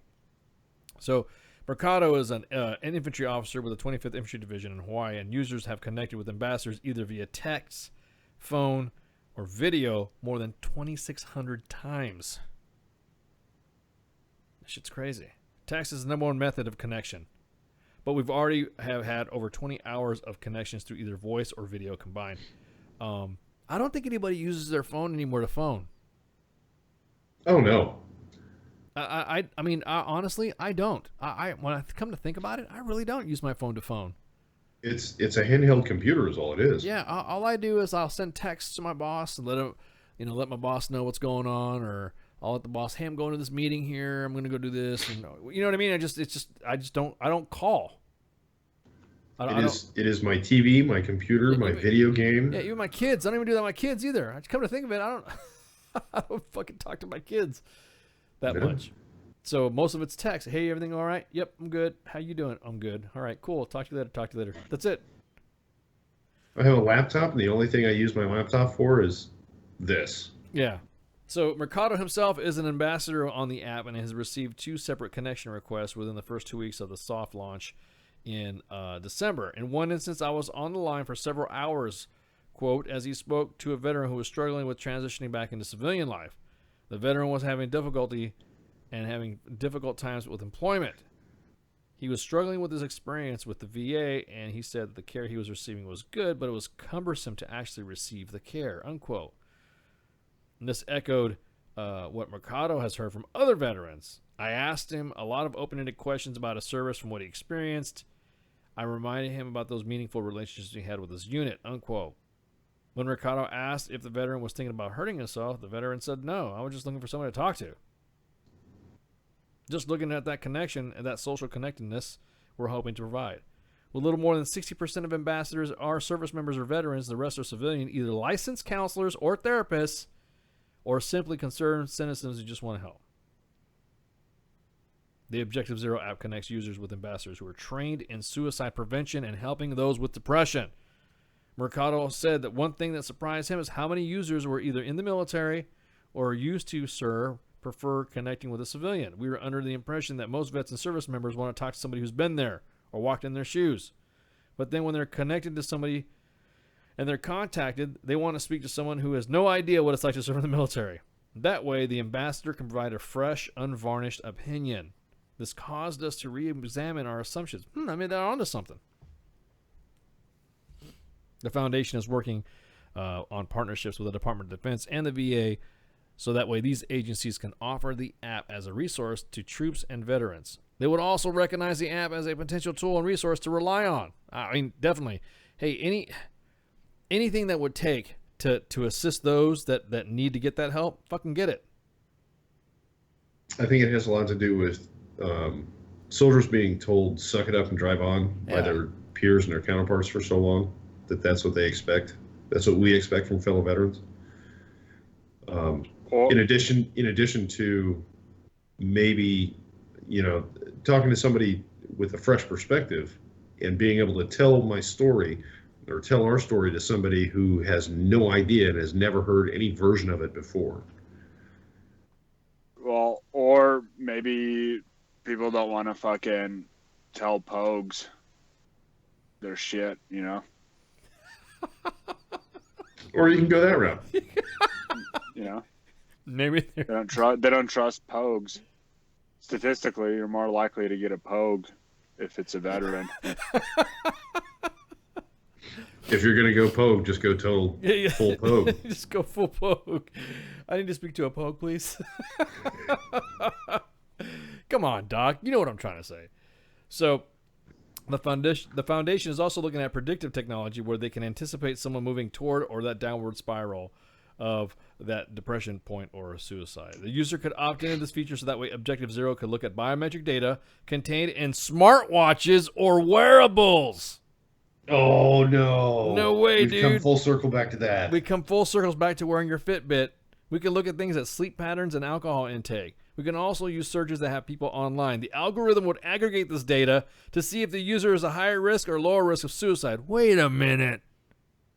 Here, I was just talking about how good it was. Now they're talking about taking my biometrics. Instead of having someone to wait for someone to reach out for a connection, we can reach out to them. Oh, shit. I don't know, man. I'm not comfy with somebody, me drinking a couple of brews and taking a couple of shots, and all of a sudden my smartwatch goes off and says, "Blink, are you okay?" You get a phone call. That's your sixth beer, Ice. You want to slow down there a little bit? Yeah, exactly. Ice. Just take your smartwatch off when you jerk off. Yeah, Ice, you are on your fifth beer and your second tequila shot. Are you sure you want more? We've detected elevated heart rates and rapid breathing. You are old, Ice. Are you sure you want to continue?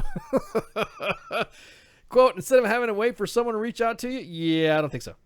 De-emphasize the foundation doesn't ever want to lose somebody's trust, so if the user would able to turn off the feature that they didn't want to participate in it, they can. Objective Zero is always looking for more volunteers, and we're always looking to raise the awareness of the tool to provide this to users. Hey, on you. If you want to use it, that's cool. That's all on you. Just go to objectivezero.org, and there you go. I would caution you to take it off or turn it off or recharge it or whatever if you're going to do playtime in the bedroom, if you know what I mean. Indeed, and you get some of that woo woo woo. Yeah. And the next thing you know, you're freaking... Get a phone call. This is 911. Are you okay? Yeah. Yeah, you get, hi, this is Objective Zero. Just trying to get this nut off. Yeah, oh, hi, we're from Objective Zero. Is everything okay? Well, you're knee deep. I'm fine. I will call you back later. Eyes, you appear to be breathing heavy. Or is everything okay, old man? Your blood pressure is exceeding that of normal for your age. 1-800-POGE-TALK. Who wrote that in there? In the chat, somebody wrote 1-800-POGE-TALK. Okay, hey, all seriousness, if you really feel like you need to talk to somebody, talk to somebody. That's just another resource we want to use. talk to a Pogue. Oh, God damn it! You're being counterproductive here, Doc. I'm trying to let everybody know. Sorry, dude. You know, with this the whole idea of dick touching asses and stuff like that. So, because you don't want to freaking, you far be it from that one time we get blamed for something happening because we didn't fucking cater to someone or we said the wrong thing to someone. And the next thing they're like, you guys don't care about Vince. So, if your dick touches your ass, please call Doc Madness. Yeah, exactly. Yeah. All right. Well, yeah, or you could just weird. Yeah, you can just talk. Yeah, you can just talk to Doc Madness. He'll help you out. I don't need any training. I keep it real. Why are you calling me? Where am I getting your biometric data? Why are you only drinking one beer? I'm anti-drinking. I know you are. Fucking drink water. I know you're anti-drinking, but I'm just saying that those individuals that I like, but anyways. Did somebody try to call 1-800-POGE-TALK? Does it work? Oh man, it works. Should be a Tracy said it works. Well, hang on. Hold on, I'm gonna try it. No, hang on. I'm gonna try it too. Hang on. Sometimes you just want to talk to a Pogue. Yeah, I'm gonna see. Hang on. 800. I'm gonna laugh if Doc Madness's phone rings. It's like some retired fucking S4 officer just rap fucking everyone's fucking shit. Okay.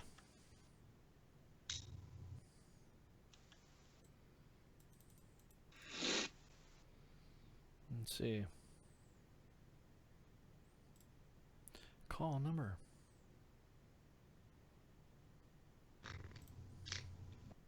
This is not going to end well. No, it's not letting me connect to it. Oh, well, too late, Tracy. We're calling the number. Yeah, we're calling the number, Tracy. Hang on. We're just trying to see what's up. I can use my phone to phone. Yeah, try that. See, because it's not trying to hit up some Pogues. Yeah, just trying. It's not letting me hit the Pogue, man. All right, let me. You heard me dial it up. It just says not unable to whatever. Let me use my phone to phone. Let me see. Let me see 1-800. Let me see if I get another one here. Let me see. POGTALK, and put it on speaker so y'all can hear it. Thank you for calling Sarasota Memorial Hospital. If you know your party's extension and have a touch-tone phone, please dial it now. Otherwise, stay on the line and an operator will assist you. Thank you. It's a memorial hospital. It's a hospital. Where at? I don't know. Hold on. Just ask where we're located or something like that. Yeah, that's what I was going to do. Sarasota Memorial. I'm sorry, did you say Sarasota Memorial? Yes, Sarasota Memorial Hospital. How can I help you? I'm sorry, I must have the wrong number. I apologize. Have a good evening. You too, thank you. Sarasota. So it's a Sarasota phone number. If you dial 1-800-POGE, it's a hospital. Think about that. Doc, you're a genius. You're right. If you need help and you need to talk to somebody and you feel you need to reach out, dial 1-800-POGE-TALK. And if you live in Florida, you're golden. You're golden. Holy shit. Sarasota Memorial Hospital. Who would have thought? Who would have thought that? No shit. Because a hospital has counselors right there. They do have crisis counseling.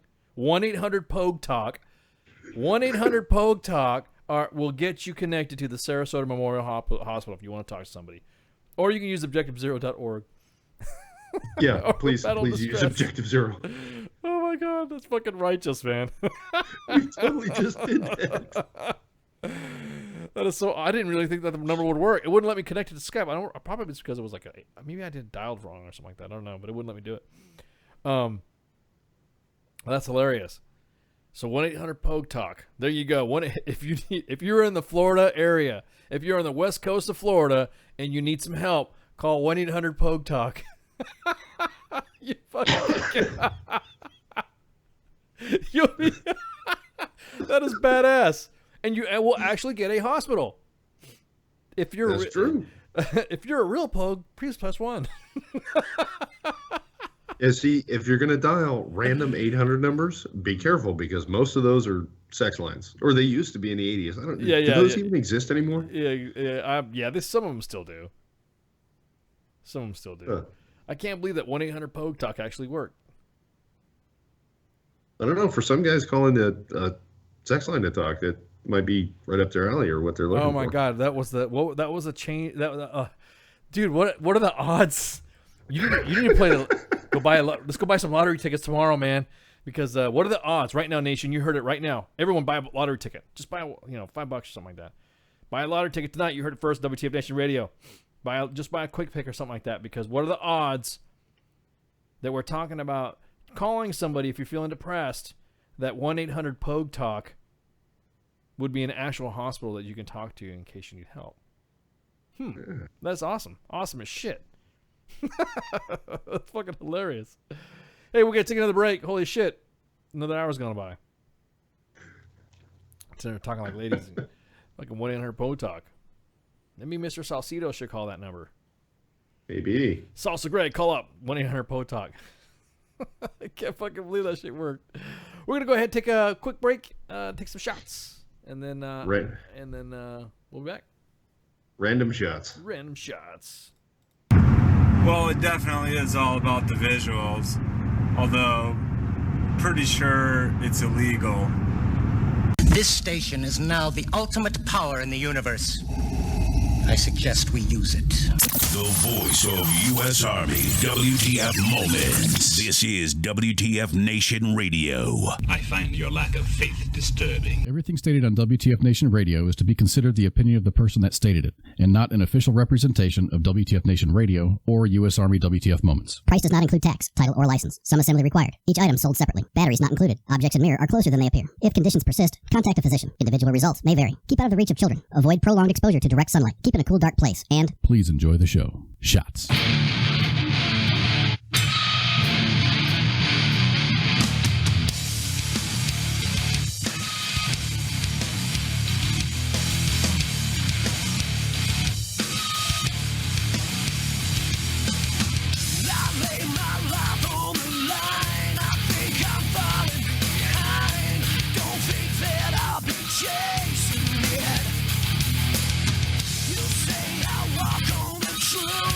But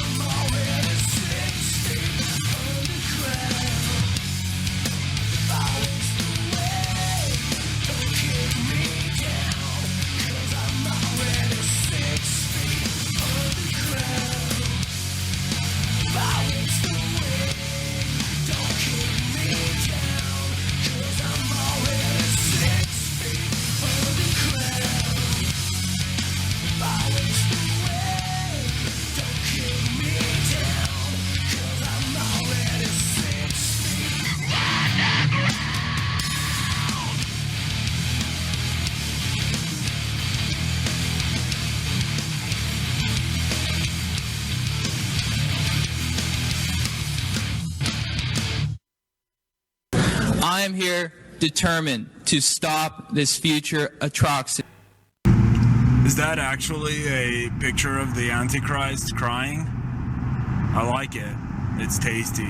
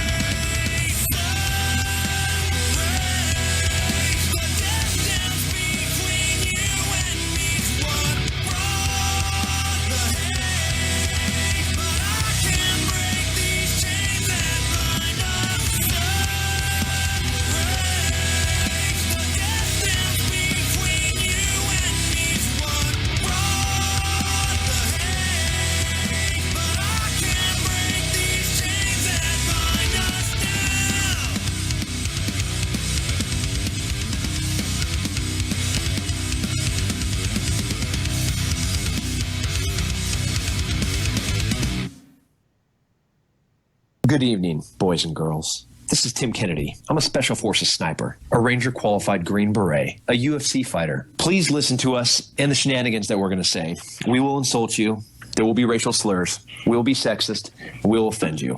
But there will be magic, and a unicorn will be raped. So enjoy the show. Thank you for listening on WTF Nation Radio. The voice of U.S. Army, WTF Moments. This is WTF Nation Radio.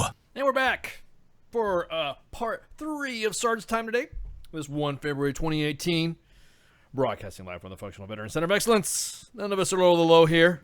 We're here to provide you quality entertainment for the veterans, retired active duty, and giving you a little hints of some of what's going on the main page.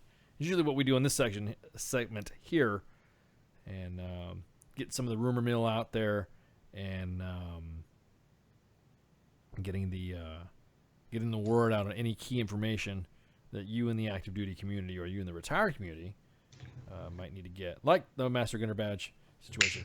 So, I got this from some sources that are going to discuss it later because it's going to be released later.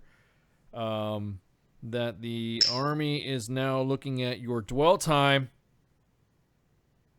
and if you've not been deployed, they want to know why. And if it's because you were been on profile because you can't deploy, then separation proceedings could happen. This is only currently in discussions right now. But once that happens, then yeah. I mean, we should have TRADOC come in here and ask. Let's talk to them. Front desk, get TRADOC on here. I think General Perkins would be cool to talk on here. Do you think he'd be all right? Do you get the ass? I'll see what I can do. You get him and Sergeant Major Davenport to come on. See what I can do. Yeah, I think they're welcome to come on here and start talking about some of the stuff. You guys can, when we if they can come on and have like a little bit of sergeant's time for them there, so we can discuss what some of the stuff that we have concern for soldiers. Because right now it's all rumors. Everyone doesn't really get an official ALARAC come out. There's a lot of stuff that's being put into the inbox that I am referenced to go look at, and it's due to the fact that just leaders aren't informing their soldiers anymore. What is happening with their promotions? What is happening with this command list integration? Mandatory command list integration, and so a lot of it, everyone has questions about it, and it's just the leader. I don't think leaders are talking to their troops about stuff like that. They're like, here, it's whatever. But then again, Joes nowadays need to put their fucking phone down and open up a book. That way you can, I don't know, learn some stuff. Or open a book on your phone. Or yeah, there you go. If you open up, What are you playing Angry Birds there, soldier? Yeah, no, exactly. I'm reading FM 22-101. Yeah, exactly. Were you acting like members of Congress during the State of the Union speech and playing Candy Crush? Oh, you saw that too? Yeah, somebody sent me the meme. I thought I was the only one that saw it. Yeah, no, someone sent me that meme of that. I don't know where it came from, but someone sent me that meme and shit because I fucking Congress, I fucking hate them. So I'm sure there's some good Americans on that on Congress. But one of the things I'm gonna let you know about the main page posted up something that was pretty interesting. That the Department of Affairs has updated their guidance concerning the post 9/11 GI Bill, and the guidance in part reads that the Harry W. Comrie Veterans Assistance Act of 2017, Public Law 115-48, Section 112, commonly known as the Forever GI Bill.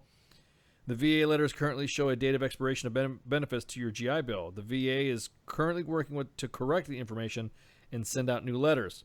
So ensure your information is updated in the VA system. Individuals who no longer have a time limit to use the post 9/11 GI Bill. Veterans who last discharged or released from active duty on or after 1 January 2013 provided that a discharge was from a period of service of at least 90 days in length. Spouses utilizing transfer of entitlement benefits when the transfer has last discharged or released from active duty on or about 1/2013, January, provided that such discharge was from a lengthy period of at least 90 days in length. Children of deceased service members are entitled to the Marine Gunnery Sergeant John Fry Scholarship on or after 1 January 2013. Any spouse is entitled to the Marine Gunnery Sergeant John Fry Scholarship.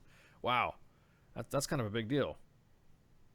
It is. That means I can go to school indefinitely, taking one class a semester. Yeah, one shit, or maybe two. Maybe something that can help. I don't know anything about horticulture, but I know it's. I mean, yeah, I would assume you have to be smart to do it. I mean, I'm not very smart when it comes to that shit. Well, you can't be the lowest of the low. Well, are you an intellectual? Is that what it is? Is that how you get it? Well, I'm not a high level thinker, but yeah, of course. Yeah, the great, the great Salcedo. Well, is there a Salcedo School of Excellence? Just the Greg Salcedo Chancla School of Excellence. I want to get a degree in chanclas. Can you do that? I want some chanclas. Doc, you know what chanclas are? He took off. Damn, he just punched out. Just bailed. Yeah, he just bailed. I'm just saying. Damn. Yeah, I got shit to do, and yeah, this is Army, and I'm out. I gotta go, guys. All right. Yeah, I'm out. Maybe he lost his connection because he's in a skiff or something. I Yeah, don't maybe know. he went to a skiff or something like that. So usually what we do in this, like I said in the third segment, hey, real quick, and here's some of the things someone asked me from the video team.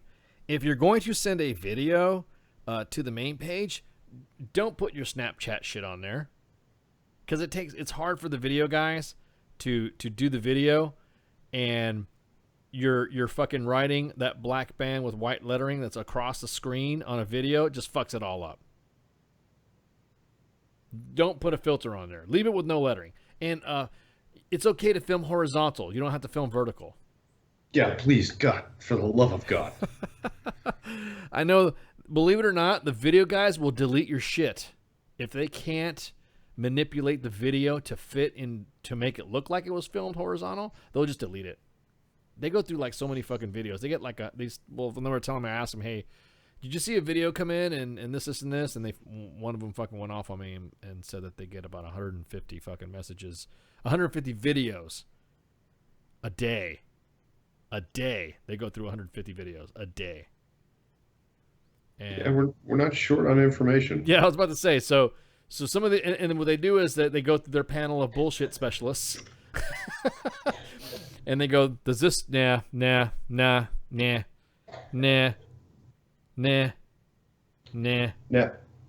it. Delete it. We'll get another one in 10 minutes. It'll be better quality. Delete it. So, yeah, you're deleted it. So, then you're done. Then don't get mad. And it's got to be funny. Hey, and play the video out. So, like, if you're playing a video and you start recording, wait a couple seconds before you hit stop on the recording. Because sometimes what you do is you record, and these are the video guys. These fucking guys just bitch about everything. They're perfectionists. You shoot a video and the video comes out and then it stops right before a funny comment or something funny happened. Like if you're done filming it or whatever. And they said they refuse to take any video down that they post. So if you're going to send a video, they said they process so many videos, it's buyer beware. Oh, shit. Once you send a video, it belongs to Yeah. US Army WTF Moments, WTF Nation Radio. Yeah, and it will be used to whatever. So don't go fucking talking about, oh, what's my proprietary? Oh, shit, hang on. Whoa, breaking news. Breaking news 36 minutes ago, so it's sort of kind of breaking. Fidel Castro's oldest son commits suicide. The oldest son of former Cuban leader Fidel Castro committed suicide at the age of 68, Cuban state media reported today. Fidelito Castro Diaz Belarte is the oldest son of Castro and his first wife, Mirta Diaz Belarte. I don't know why I said it in that accent, but he's wearing, chanclas. He said it was killed himself after receiving a month of treatments for a deeply depressed state. He should have called 1-800-POTE-TALK. According Sarasota Memorial Hospital would help him out. Yeah, well, I mean, it's Florida too. Boom, boom, boom, boom, And boom. they're really close to him. Yeah, what to say, man? They could have just fucking jumped on a fucking tube and took it off. According to the official website, Cuba Debate, he reportedly required a hospitalization regimen and then an outpatient follow-up as part of his treatment. Before his death, he was a scientific advisor to the Council of State and was the vice president of Cuban Academy of Sciences. Among his own offspring, Castro only publicly recognized Diaz Balart and the angel-faced blonde boy from the revolutionary photographs, which caused double takes as he looked like his father and resemblance and earned the nickname Fidelito. Was born in 1949 and brought to the United States after his parents' divorce. His mother's family had ties to the Batista government, which Castro would eventually overthrow. As a result, the former Cuban leader wanted his son to be kept from his ex-wife family, leading into an ongoing custody battle over the boy. Castro said in 1956 that I refused to even let my son maybe sleep a single night under the same roof, sheltering the most repulsive enemies and receive the most innocent cheeks and kisses of those miserable Judases. Damn. He was pissed. While Castro was in Mexico preparing for the guerrilla war, he convinced Mirta to send Fidelito to a 2-week visit. Once the boy was there, however, Castro refused to send him back. Later, while the boy was out for a walk, Castro's sisters, 3 armed men in a car, grabbed him so he could be reunited with his mother. As an adult, Diaz-Balart rose to the top of Cuba's Atomic Energy Commission. Well, we all know how that went. Before his father removed him for unpublicized reasons in 1990. So yes, breaking right now, 39 minutes out, Fidel Castro's oldest son commits suicide. Fidelito. 68. Yeah, dude. 68, dude. By that point, your death is imminent.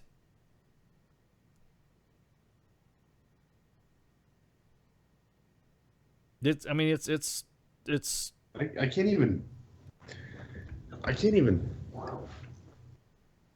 I mean, okay, so he went through. His dad was Fidel Castro to start with, and then the custody issues and the bullshit that he had to go through when he was a kid. But then you survived all that to hit 68 years old. I have a hard time understanding that. Well, again, if I'm 68 years old, I'm not killing myself at that point. I'm old. Yeah. You know what I mean? You're not, again, but hey, fucking, he's a son of the enemy.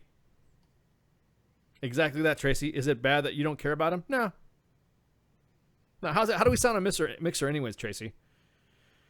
We want to make sure we're providing you the optimum and sound quality to your listening engagement here.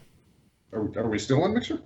Yeah. We didn't get booted off? No, we get booted off. I'm looking at it right now. Hang on. Let me double check it again, because I know... You never know. You never know, because, Doc Bannis decides to drop the ultimate in F-bombs, and the next thing you know, you crank called the hospital. You violated Mixer's terms of service. Here we go. Let me read. We're good. Let me see. It looks like we're good on my end. Looks like I'm streaming good. All right. Tracy says we're good. All right. There we go. Sounds great. We appreciate it. And then, and I'll be honest with you. When I turned 68, man, dude, which is, not even a few years from now, but when I turn 68, dude, come on, I'm gonna be that old cranky dude on the porch, rocking my chair.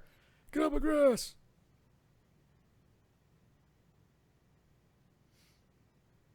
So yeah, I've made it this far. I'm going the rest of the way.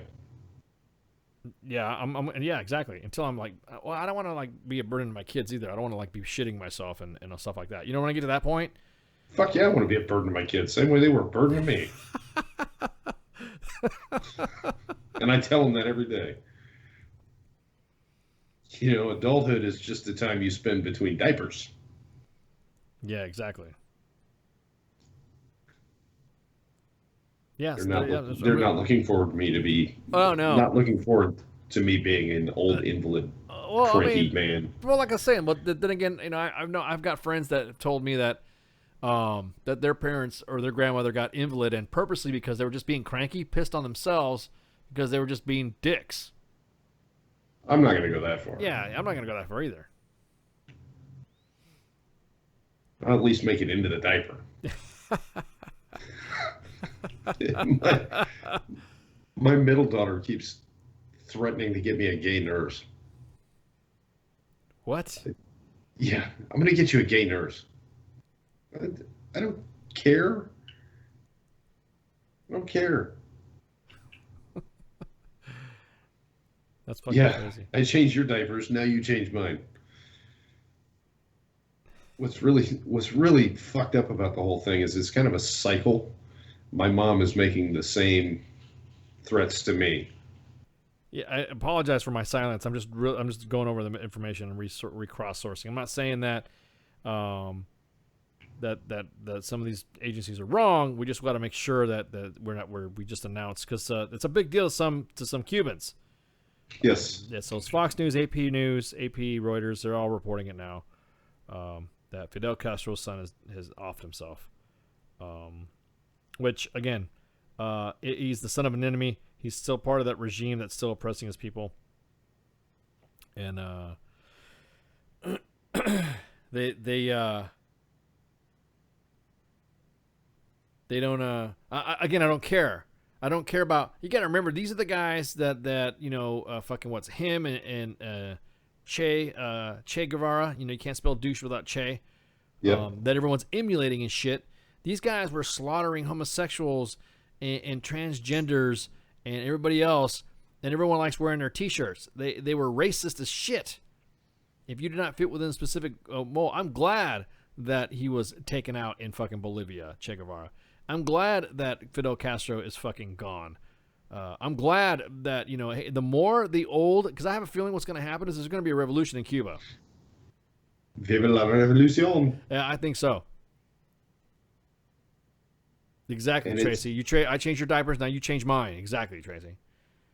But yeah, one of my biggest thing is the one of the things that I'm looking at is that if he was treated for depression or whatever, then who cares?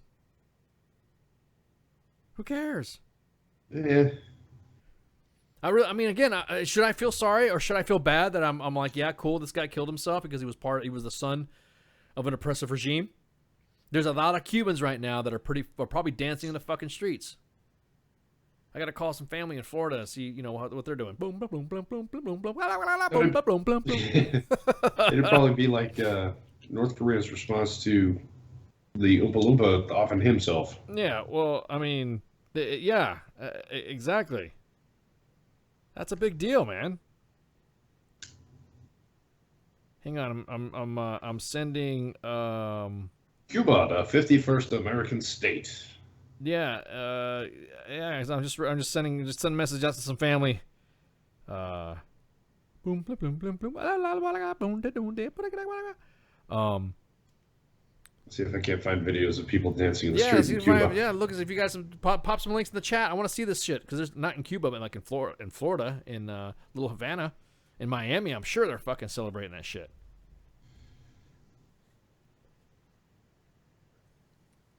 Excuse me. Screw that. Well, it's a good thing I'm taking a Spanish class.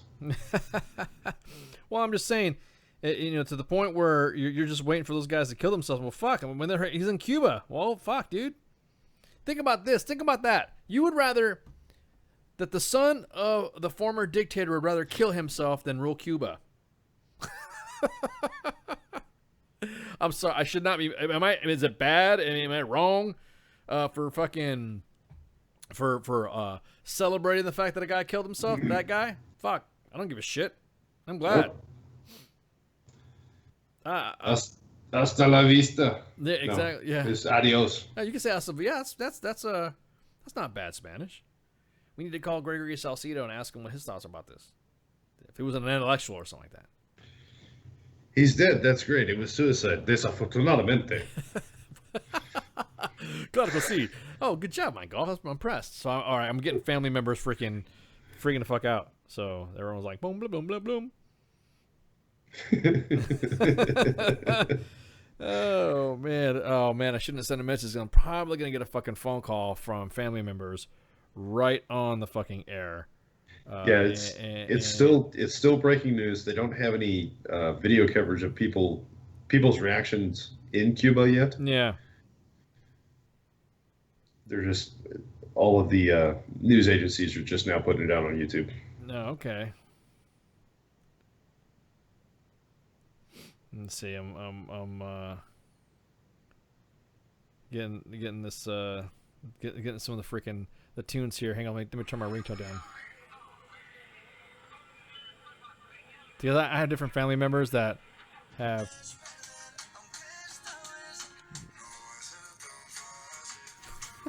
At least it's not Despacito. No. This is all the straight up heavy fucking reggaeton shit. So all my family members like calling me up and fucking. I have specific dial of tones for them and. So that's fucking hilarious. No, Tracy, we are not.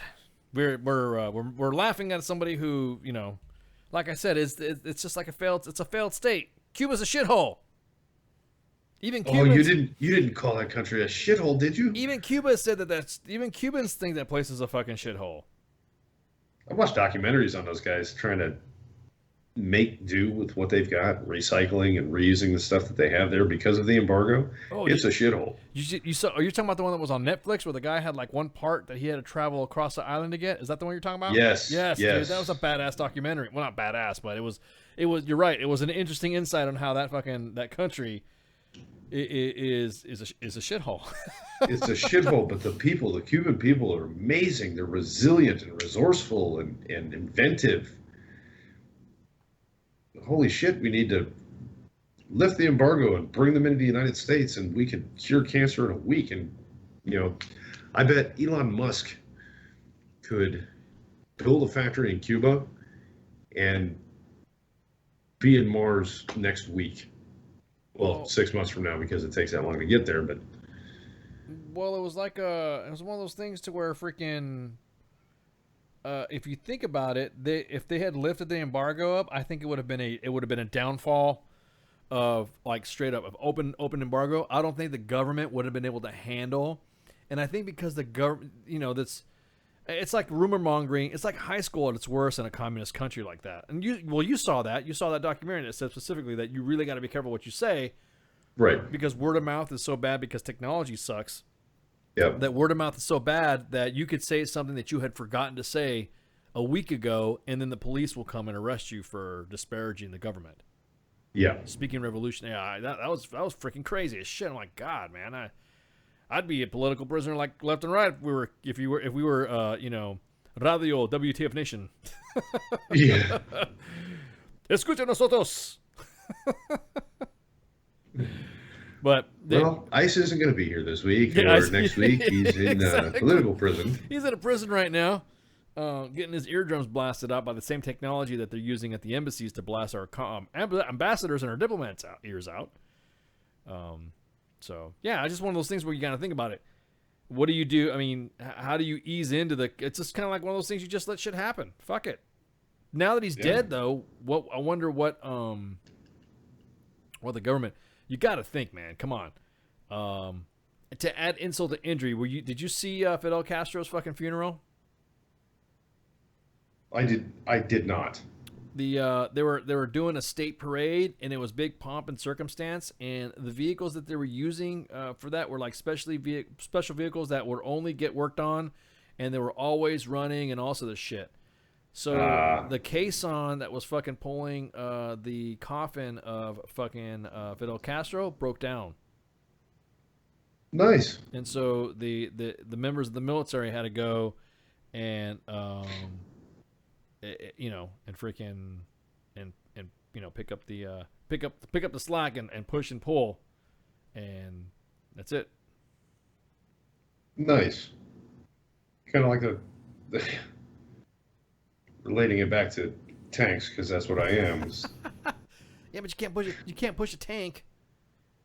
No, but the Russians sure tried to push that armada. Yeah. I'm just thinking that shit, dude. I really can't fucking. Again, hey, our hearts go out to you members of the Cuban community that listen on WTF Nation Radio, that do listen to WTF Nation Radio. And for some, this is a bittersweet moment. It's pretty emotional when you had family members living in an oppressive regime like that. Just 40, 50 miles off the coast of our country, and have something like that. It's almost like generational. How many people have lived through this stuff and have had, as a kid, watch Fidel Castro take their parents or their family members away, and then he finally dies, and then his son, who everyone thought he was going to be whatever. That's probably why Raul took fucking power. His other brother took it because, fucking Fidelito wasn't good in his faculties. So he was whatever. And then when he killed himself, like 68 though, dude. Fuck, man. I know you've made it that far. Yeah, just smoke some weed or some shit like that. Have a cigar. Yeah. Have a Cuban cigar. Yeah, have a Cuban. Yeah. Exactly. Have a Cuban sandwich and a Cuban cigar. There you go. Is that racist? No. So speaking of politics and geopolitical climate, did you watch the State of the Union? I actually read the transcripts and I saw some of the fucking the outtakes of it. So, some of the subtleties, body language that you don't get in transcripts, that I noticed. First of all, Trump didn't say "I" a whole lot. He used a lot of "we," "us," "our" pronouns. But the thing that really got me at the State of the Union was his body language. He kept turning his back to the Democrats. He would turn to his left, facing the right side of the chambers where the Republicans were, until he said something that you would think would be far-reaching and everybody could agree that, you know, this is a great thing. And then he would look over at the Democrats and then wave his hand across them like, don't you agree? This is great. Oh, shit. More breaking news. Oh, God. Stan Lee has been rushed to the hospital. No. Yeah, dude. Fuck Fidel Castro and his kids and shit. Fuck all that. Fuck that dude. What's going on with Stan? So he was rushed to the hospital after suffering some heart trouble. He remains currently at Cedars-Sinai Med Center in Los Angeles after having shortness of breath and an irregular heartbeat. Stan Lee's rep told the Hollywood Reporter that Stan is doing well and feeling good, and he's just there for a few days to get some somebody get Betty White too. Shit. A day before he was hospitalized, Lee appeared in good spirits as he attended the premiere of Marvel's Black Panther. Man, I can't wait to see that movie. I'm just a huge Marvel fan now. Yeah. Marvel and Star Wars. Yeah, of course. No, I've always loved comics and stuff like that, Marvel. But yeah, dude, and he's a veteran. Yes, he is. He's an Army vet. So he is the creator of the, he's created the fucking Marvel. He's Marvel, X-Men, Thor, Fantastic Four, Hulk. He is Spider-Man. Yeah, Spider-Man. The Black Panther. He created Black Panther. So that, man, that's like fucking Stan Lee, dude. Fuck, dude. Well, our hearts go out to you, Stan. Hang in there, Excelsior. Excelsior. Dude, man, that's crazy. Breaking news, man. It's like, why does it happen on Sergeant's time? Dude, this is fucked up. Who's in charge of the Betty bubble? Exactly. Somebody call up Betty White's family and freaking... Make sure she's okay. Yeah, make sure she's okay, man. You know, when she goes, she's going to have a huge funeral. Dude, man. Why are we even talking that way? That's like, oh. Okay, all right. Dude, Stan Lee, man. Stan fucking Lee. Fuck. Well, he's 95 years old. Now, real quick, because he's a vet, we could talk about this. He's been caught up in that fucking, that Me Too movement. Some nurses have said that he groped them when he was 90 years old or something like that, when he's an old guy. Okay, real quick. You know the stereotype of the old man in an old home or old man with a caretaker nurse. Goals. Yeah, the old man, he's fucking, if he's goofing around, old man, all young women love really old senior citizen guys because like the guys that are freaking, like the pinup gals, and they're in an old home, and all those old guys are reminiscing the good old days, and they're remembering what they're going back to, and they slap a booty or something like that. Goals. Yeah. Goals. So he got wrapped up in that Me Too bullshit. I'm not saying it's bullshit, but I think it's getting out of control. I think it's getting stupid now. Now, there is a case right now, Me Too military stuff, that Jose is working on. And that's just going to fucking fuck. It's a fucked up story. Jose, the Me Too thing kind of got out of hand, just like the service animals. Yeah, oh my God, service animals. I want to fucking have a peacock. Everybody wants to have a piece of whatever the new hotness is. Oh my it's either eating God. Tide Pods or bringing your service peacock or Me Too. What does it have? Oh, okay, honestly, an animal that's considered a service animal has to provide you a service. I need an emotion there. I'm going to bring my fucking rhinoceros then. I want a rhino. I need a therapy rhino. I had this conversation with my daughter the other day as we were going to the PX. I want to get an emotional support dog. We have 2. No, but I want one that's certified. All right, get a fucking parental certificate for the 2 we have. But they're not emotional support dogs. That's what a fucking pet is. Yeah, that's what a pet is. You know, that's what we call them back in the day. Pets. We have 2 emotional support dogs and an emotional support cat.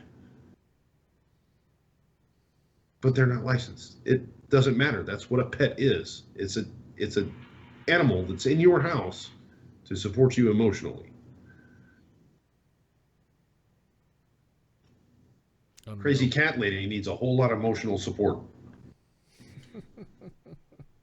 Crazy cat. Spanky, you're not getting a therapy goat. Exactly. I was about to say Spanx. My biggest thing. Everybody's so mean to me. Oh my, whatever, dude. No way. Therapy Nobody goat. will let me have a goat. That's what I'm saying, but we're getting out of What are control you, 4? here. Yeah. I want a therapy cobra, and I want a therapy rhino, some therapy giraffes, and a couple. Was it Cause was saying next thing you'll know somebody will want their emotional support giraffe on an airplane? Yeah, dude. Come on, it's getting ridiculous. What is that? It's almost like all of a sudden these people here who have specific tastes or illicit tastes about that stuff, and then all of a sudden they become fucking experts because they hoard cats or dogs. I want a service capybara. Yeah. Ooh, man, that would be actually kind of cool. You can actually probably train a capybara though. For those of you that don't know what a capybara is it is the world's largest rodent. It's just a dog-sized rat. Yeah, and that's all it is. It's a giant rat. Nobody wants to say rat because it's not PC, I guess. So back to the speech. You were talking about how he was being inclusive. He was being we and not I, and he was. Yes, it was a lot of we accomplished this, and this is our goal, and this is going to be better for all of us, and I think that the one line that stood out the most until I got bored and passed out was "Americans are dreamers too." Yes, I heard about that.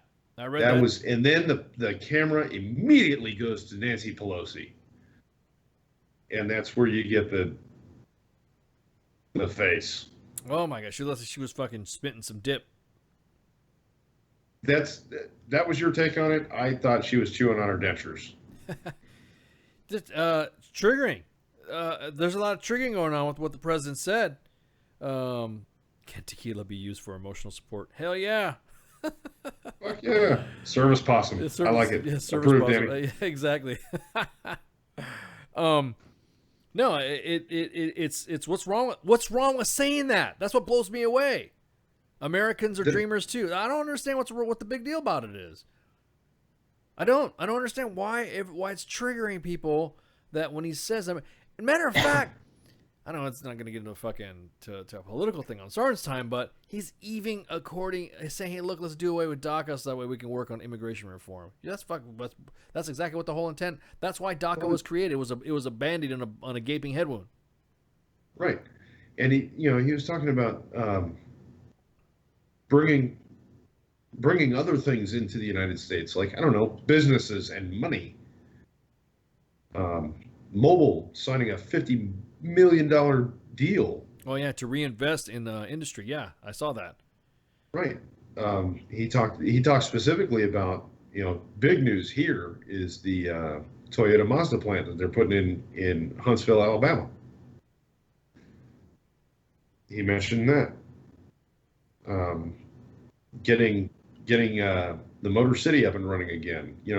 Focusing on infrastructure, things that we as American people need to benefit from first. We need to focus on our country and our people before we start taking care of everybody else, because Americans are dreamers too. Yeah, you're damn right we are. The American dream is part of the word of dream. Americans, dreams, America. Go America. America. What's wrong with that? I told that history teaching man the only crayons I needed are red, white, and blue. That's right. Jale, man. You're not an intellectual. You're not you can't even beat nobody wearing chanclas and robes. Ese. Mira. I need to support chancla. Even better than the support possum. Yeah, exactly. Approved on support chanclas. Need some chanclas. It's some BS, man. This is some BS. There's nothing wrong with being proud to be an American, and there's nothing wrong with saying that. Why the fuck are you in this country then if you don't want to be an American? If you want to work here and you're on a visa, you want to go back to your country, that's cool, but do it legal. Yeah. Real quick, laughs in son of immigrants. Legal. I love it. I trigger that community so bad because I fully support immigration reform. I fully support doing this shit legal. Just fully fucking support it. I had this conversation in sociology class. I have no credibility when it comes to any of these social justice causes because I'm an over 40 white straight male. Oh well, I mean, it doesn't matter now. I have no credibility. Yeah, there's nothing. There's nothing to. So you guys, you remember that mall in Burlington, Washington? Yeah. That was illegal. Really? That shooter in Burlington, Washington. Yeah, it was illegal. Nobody was saying anything about it, but it was illegal. Huh. And everyone's like, oh no, he's Hispanic. No, actually, he was a Turkish immigrant. Fuck Turkey. Hashtag fuck Turkey. Oh my God, those guys were horrible when I was stationed in Germany. Yeah. So he immigrated to the U.S. from Turkey when he was 6 years old and voted 3 times. How? Oh, because he's an immigrant. Illegal immigrant. Democrat. Yeah, well, whatever. I'm just saying. So my point being is that, like Doc Vader says, get your emotional support peacock out of my ER. You know what I mean? Fuck that. Everyone likes to say, well, we didn't come on. Okay, look, I'll say this real quick. They had the Democratic rebuttal was done by Conan O'Brien.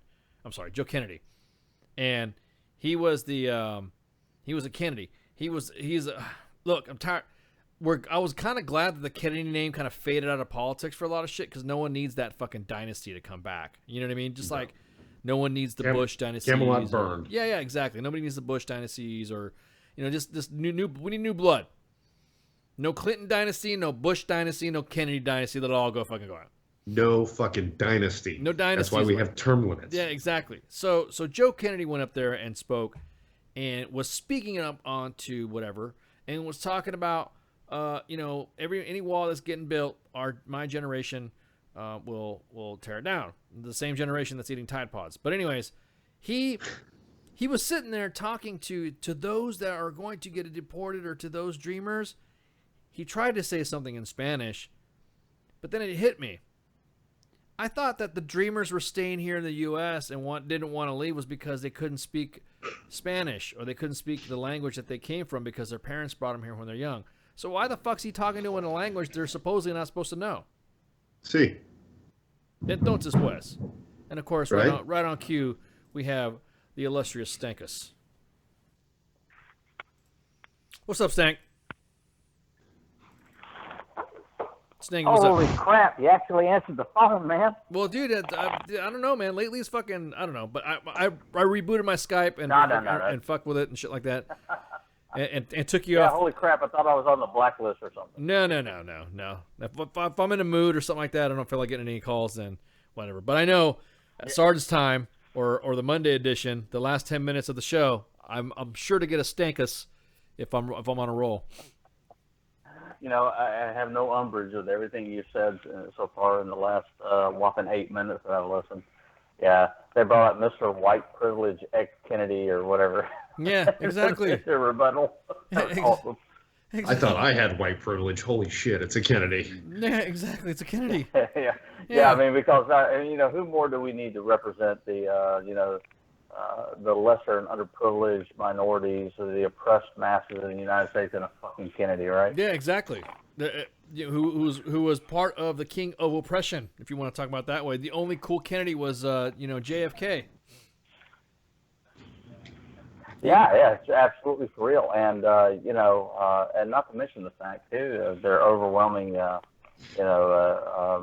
oppression of young white women and sedans, and ponds and whatnot. And I granted, this is Uncle Ted, Crazy Teddy, Oh, Crazy Ted but, just doesn't know how to no, drive. it's all great, No, Crazy Ted likes to leave hookers in the car after he drives them into a lake. Well, yeah. And hey, they died because I choked them out, or they drowned. You figure it out. Yeah, exactly. You figure them out. But, I'm a Kennedy. I'm gonna get Fuck away it, with every it. man for himself. Yeah, exactly. Yeah, I had to get out of there so I could call for help once you trapped in the vehicle. Yeah, on the way. exactly. Anyway, it was awesome stuff. But anyway, no, I appreciate you guys' commentary, man. I love it. Appreciate the little extra sidebar there. Our generation, which each side pods is going to tear down the wall. So good stuff right there, man. Yeah, man. Come on, dude. Had That's me one of rolling. those. Yeah, it's one of my fucking things. So you're thinking about, really, guys? Are you really talking about that? And then what was up with this drooling on the side of his face? You see that? All the memes from that shit. Yeah, then they covered down. Oh, it was excess chapstick. That was not. I don't know what kind of. And it looks like it was excess something else, buddy. That wasn't. Yeah. There needs to be I some thought excess maybe on for a some other minute shit. there it was like a Gonzo Bukkake, but clean No, up. you know what it was Pelosi spit after she ripped him a new one. Yo. Spit while she's yelling at him. Up a little. Well, she was making. She was when people were standing up. There was a person that stood up behind her when Trump said that she had that he had created, the president had created more jobs or unemployment's down, and one of the ladies stood up behind her and she turned around and told her to sit down. It's like, are you fucking serious? You know who's gonna win do you know who's gonna win the midterm elections and possibly get reelected? The same motherfucker you're dissing right now. It's not Nancy Pelosi, I guarantee that. You can take that to the bank. Yeah. Bitch. Yeah, you're right. I mean, the thing is that's where this disconnect, and it's like they're doubling down on it.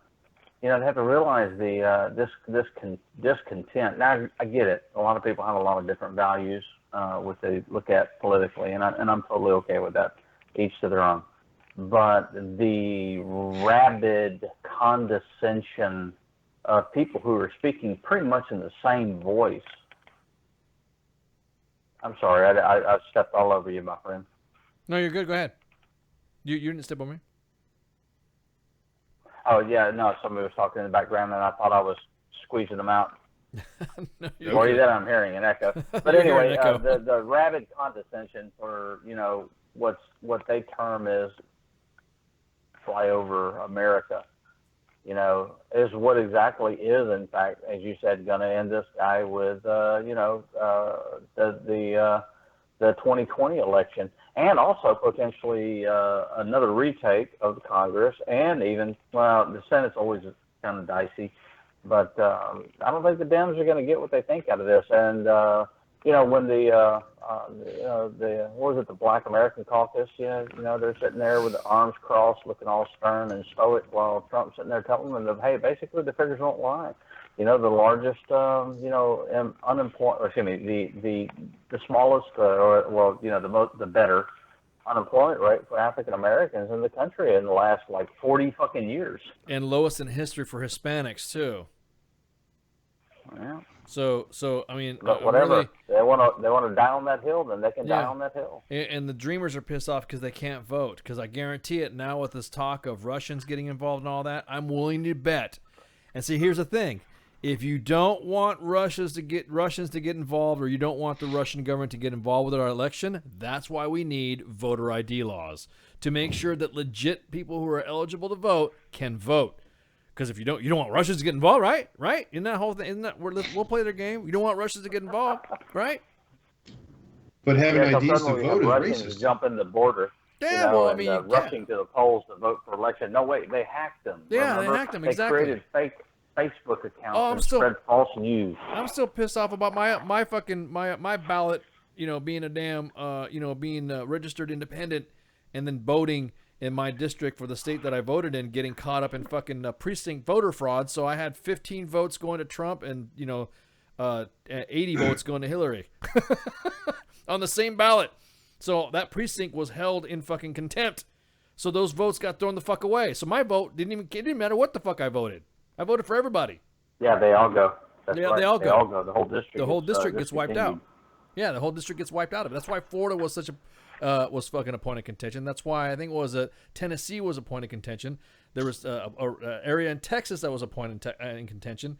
So due to the fact that this voter fraud shit, there was a place in California that was under. So all these places right here that had voter issues, I guarantee it. This is why we need a voter ID. Then, no, your driver's license is your voter ID. You get a driver's license, you're registered to vote. You use that as a fucking as your registration card. Well, how about this? How about the fact that military absentee ballots typically are the last ones counted? And if the precinct, when they're doing their counting, determines that one opponent over the other has reached that margin where any absentee ballots don't count, they don't even bother counting them or adding them to the fray. Yeah, exactly. How about that? Exactly that, Danny. Bring on the Federation, Starship Troopers. Would you like to know more? Cures immigration. Service means citizenship. Yeah, Isn't that's that what right, they say? man. Yeah, citizenship has its advantages. Exactly. Laughs in American. Laughs in citizen. Yeah, yes, Hashtag that's exactly right. I mean, but anyway, there's a lot of dynamics at play here, and of course, the thing is, what I've realized more and more is that, and I'll just put this aside, and then I'm going to let you get back to your program, brother. But the one thing that I've realized more and more is that there used to be a time when we would look back through history and look at propaganda, and we would say, well, these are people who were clearly, they did not get any other side of the picture. I mean, the state apparatus managed the message, and so the only news they were getting was from one source. That's not necessarily the case. Yeah, there may be a predominant source that has one side of the bias versus the other that has a larger slice of the pie. But at the end of the day, both sides of the information are still out there. Yeah. You rely upon Americans' unique ability to be cynical. And, I mean, let's just be honest. I mean, maybe it's just the crowd I hang out with. I'd like to think that a good portion of us are cynical. We tend to look at things with a healthy view of skepticism. It's just part of the American culture and the shit we deal with. But what I'm detecting more and more is that people they line up, they deliberately look at this pig trough or that pig trough, and I'm going to only eat from one. I'm going to completely jam my fingers in my ear. I'm not even going to entertain reality. I mean, for instance, I'm just here to tell you, the propaganda piece. Oh, look at the tax reform deal, right? All of a sudden, there's fucking millions of Americans that are getting a little bit more in their paycheck, yet they still have issues with Donald Trump's tax reform. Now, I understand we're not going to politicize this, okay? But I'm just trying to say that the message is so strong from specific media outlets that, people who are suddenly getting, hey, I'm getting like, $150 to $100 extra dollars every paycheck. But that damn tax reform is still a bad deal. That's an interesting dynamic when you look at that, how somebody can actually, correlate that. I'm getting extra money back, but screw that. Yeah, but they're still going to spend that extra $80 to $100 that they get on their paycheck. Anyway, so I'll tell you, the power of communication, propaganda works, and propaganda's worked for time immemorial. Anyway, all right, man. Well, look, I'm going to let you go. Thanks for the show. Yeah, no problem, man. Thanks Appreciate for coming on. Guys. Appreciate you guys. And have a good night. All right, man. Y'all kick the rubber side down. Of course, man. Where the axe meets the stone, brother. Deuces. Take it easy. Deuce. See you. See you. Once again, we got stanked. Hang on. Let me pump up his little thing up here. Here we go. I found it.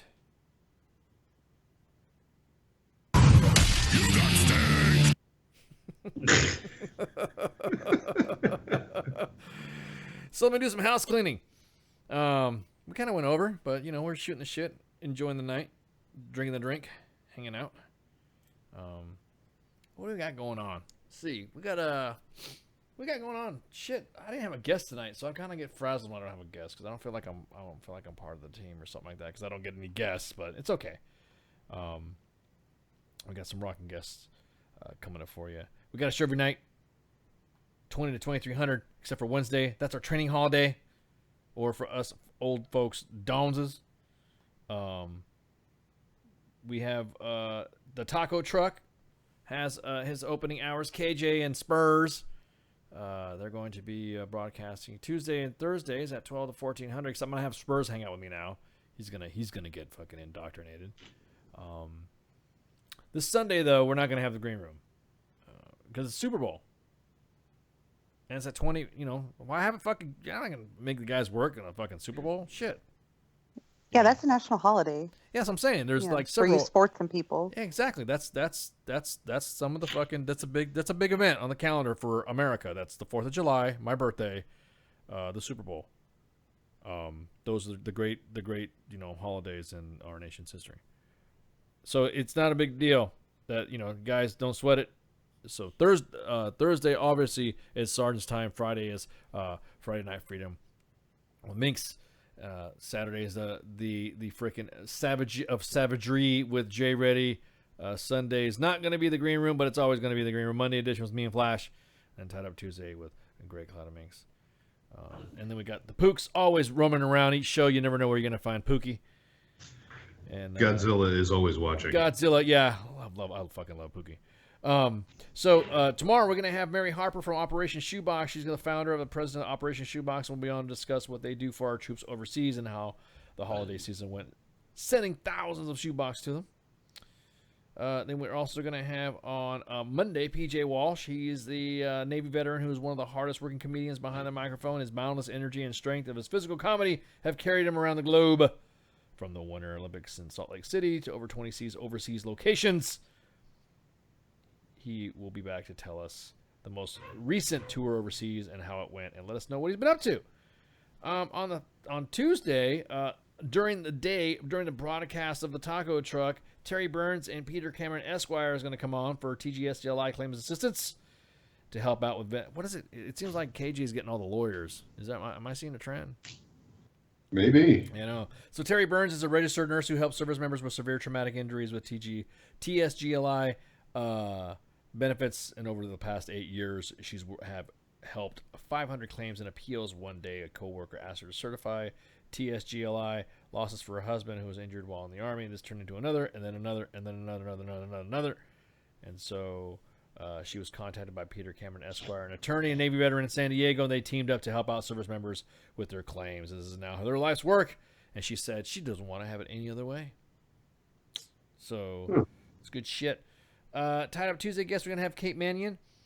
She was in the Marines from 2008 to 2012. We're getting a lot of Marines lately on the show. You notice that? Is that just me?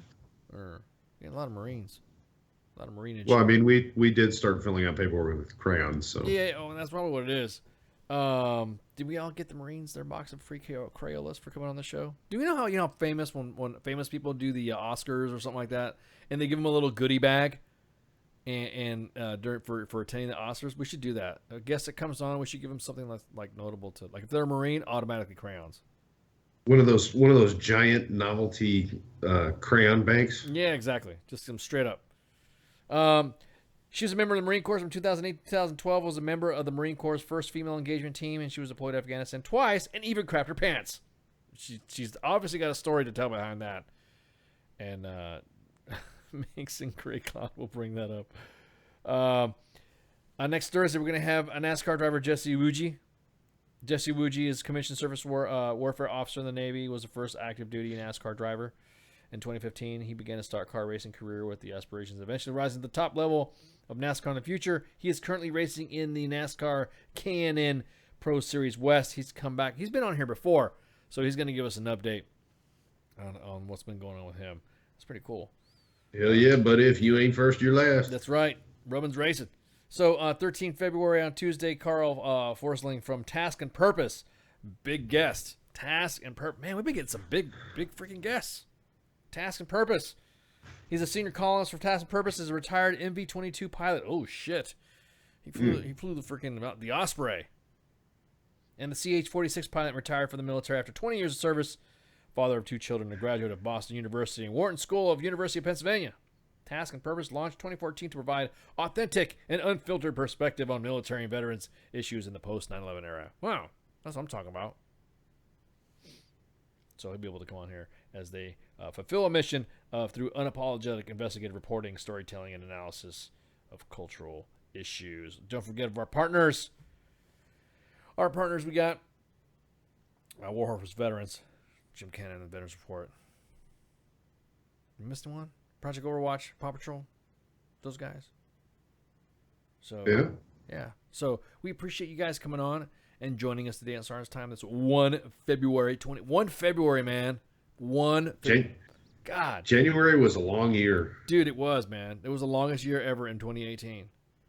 Of anything else, it was freaking, man.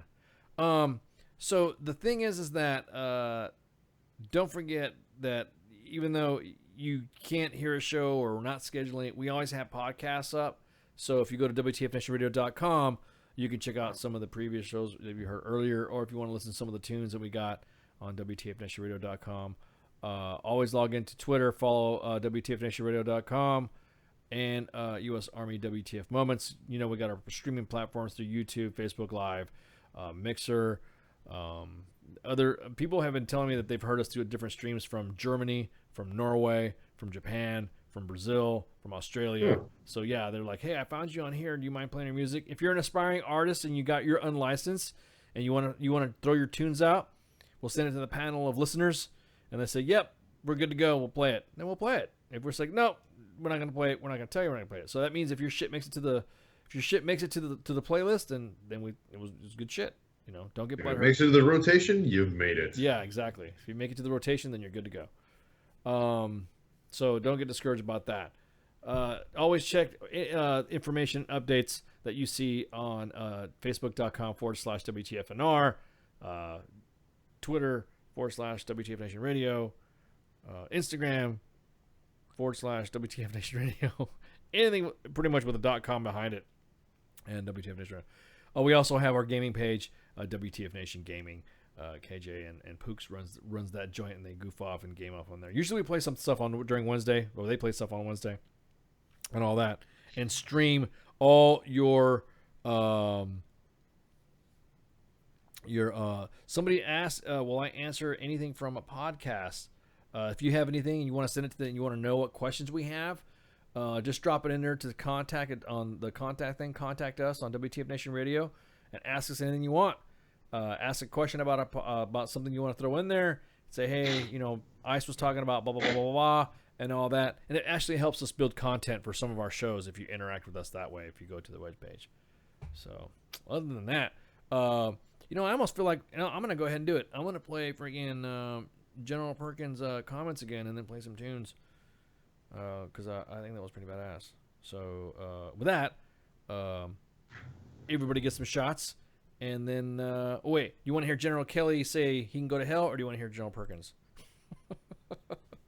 I want to hear go to hell. Yeah, I want to hear go to hell. So with that, we'll close out that, and then we'll do the closing video, and then we'll play some tunes afterwards. So y'all have a good night. Shouts. Good night. Night. Not talented people. What is your reaction to that, knowing that he's teaching a bunch of 17-year-olds this? Well, I think the guy ought to go to hell. I just hope he enjoys the liberties in the lifestyle that we have fought for. Obviously, we talked to him on radio yesterday. We had the Facebook Live up, and he went on to say some expletives we had to dump, but he was really angry. Here to weigh in, a more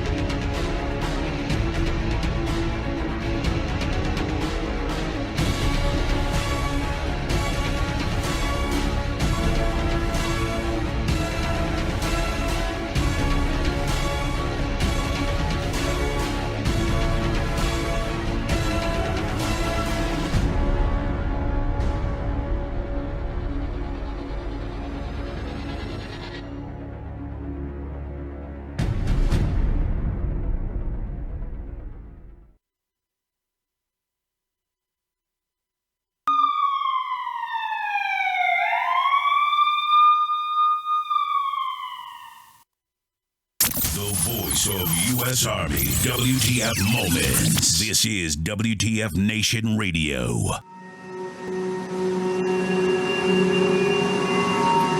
It's not easy being me. It gets hard. A lot. Which doesn't really make a difference. But, is it hard being me? Sometimes it is. Sometimes it has its benefits.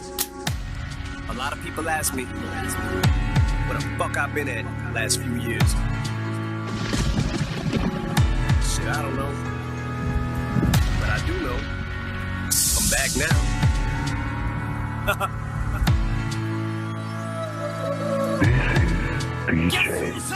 Yeah, down here, under the ground, dig me up.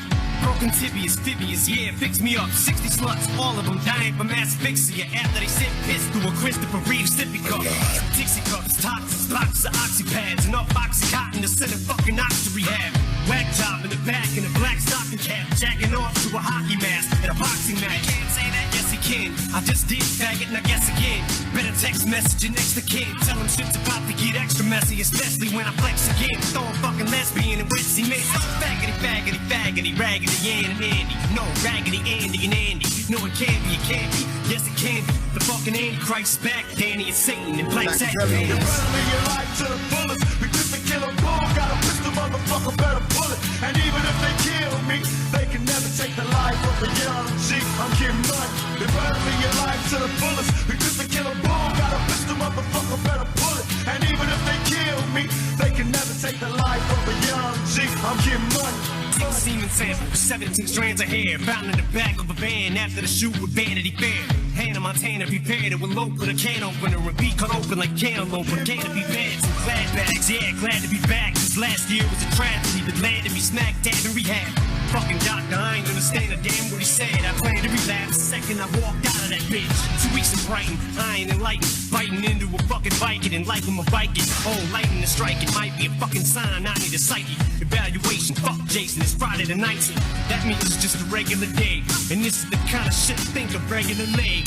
Fucking lesbian shouldn't have had her legs in the way. Now she's pregnant and gay, missing both legs and begging to stay. You're burning your life to the fullest. We just a killer bull. Got a pistol, motherfucker, better pull it. And even if they kill me, they can never take the life of a young G. I'm getting money. You're burning your life to the fullest. We just a killer bull. Got a pistol, motherfucker, better pull it. And even if they kill me, they can never take the life of a young G. I'm getting money, money, money. Get paid, nigga. I'm getting money. Is it hard being me? Sometimes it is. Sometimes it has its benefits. Dirty whores.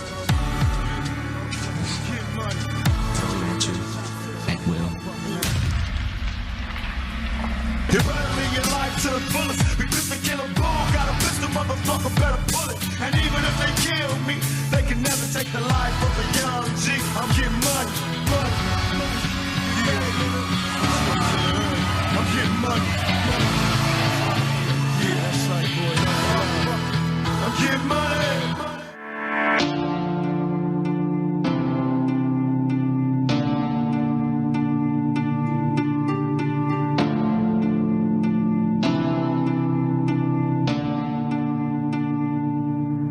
You'd never ever break down, but here I am sweeping pieces off of the ground. You said you'd never ever play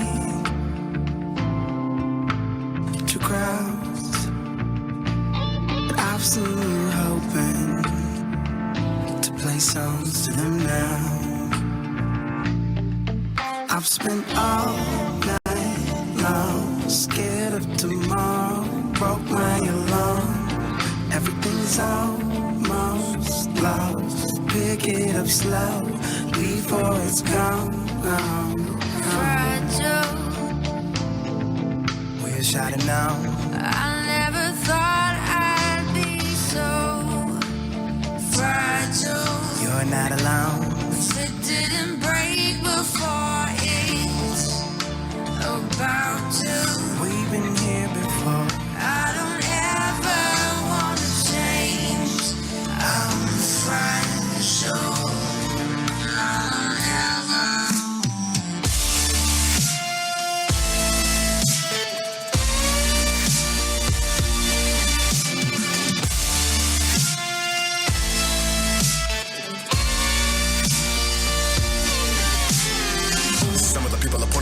Penny, you never do get it. I want you to come on and gobble a Jimmy and die.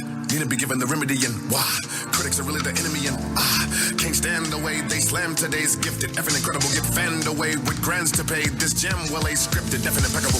Right or I'm gonna put everything in a flow. I'm the nine, I'ma look very mean when I post. Scribalometer has never been at a show. By the time it'll be better living in the stove. Cause they wrote nothing but lies, quotes stuck in my eyes. Amateur writer, distant. He's a beginner in hopes for your demise. Folks, some of the spies never do try to listen. It's real, I'm mad. Clueless when you scribble on your pad. How you gonna criticize with a chisel on your ass, sizzle in your ass? You don't really get why I'm so pissed. Understand this. Understand this. I'm an artist and I'm sensitive about my yes, I'm.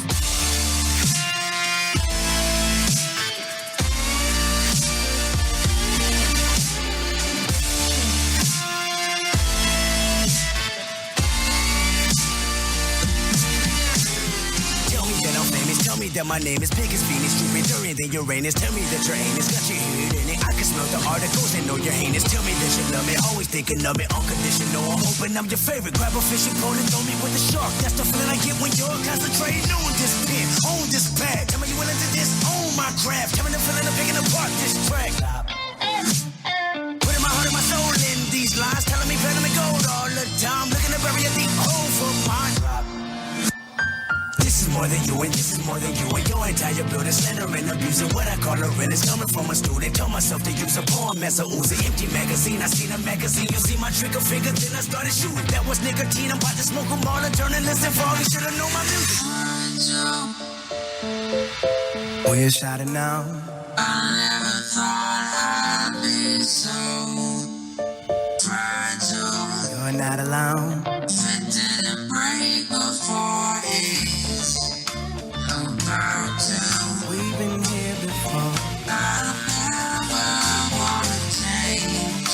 I'm afraid sure I'll never.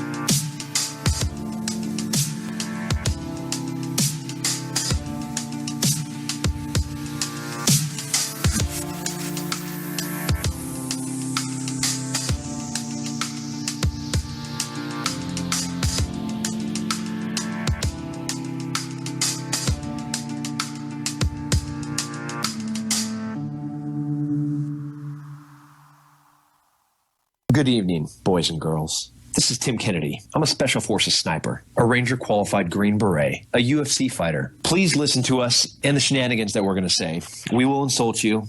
There will be racial slurs. We will be sexist. We will offend you. But there will be magic, and a unicorn will be raped. So enjoy the show. Thank you for listening on WTF Nation Radio. Voice of U.S. Army, WTF Moments. This is WTF Nation Radio. Darkness, my old friend. I've come to talk with you again. Because a vision softly creeping left its seeds while I was sleeping.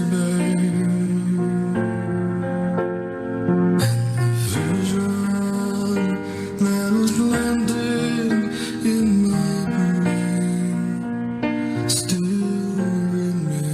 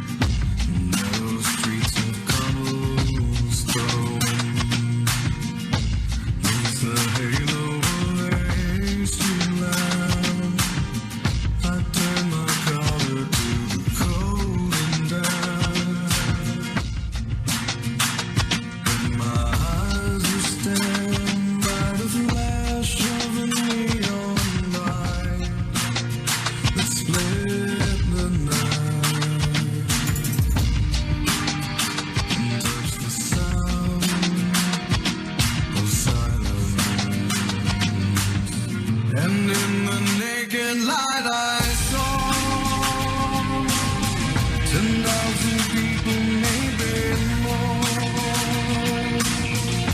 People talking without speaking. People hearing without listening. People writing songs and voices never shared. And no one dared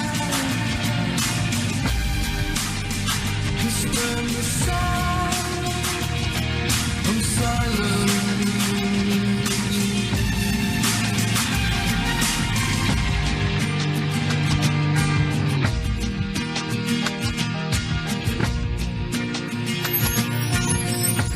Fool said, you do not know. Silence like a cancer grows. Hear my words that I might teach you. Take my love that I might reach you.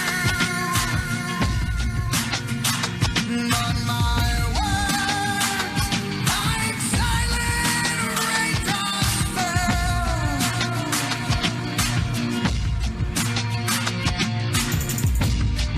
and echoed in the wells of silence, and the people bowed and prayed to the neon god they made. In the sign lashed out his warning,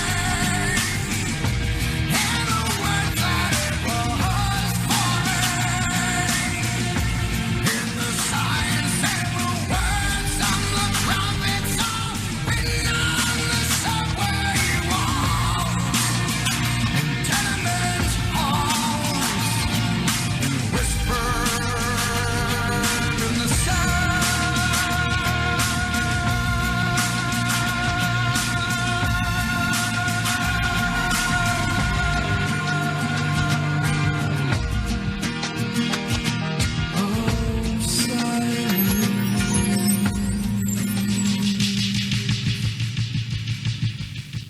Everything stated on WTF Nation Radio is to be considered the opinion of the person that stated it, and not an official representation of WTF Nation Radio or U.S. Army WTF Moments. Price does not include tax, title, or license. Some assembly required. Each item sold separately. Batteries not included. Objects in mirror are closer than they appear. If conditions persist, contact a physician. Individual results may vary. Keep out of the reach of children. Avoid prolonged exposure to direct sunlight. Keep in a cool, dark place. And please enjoy the show. Shots.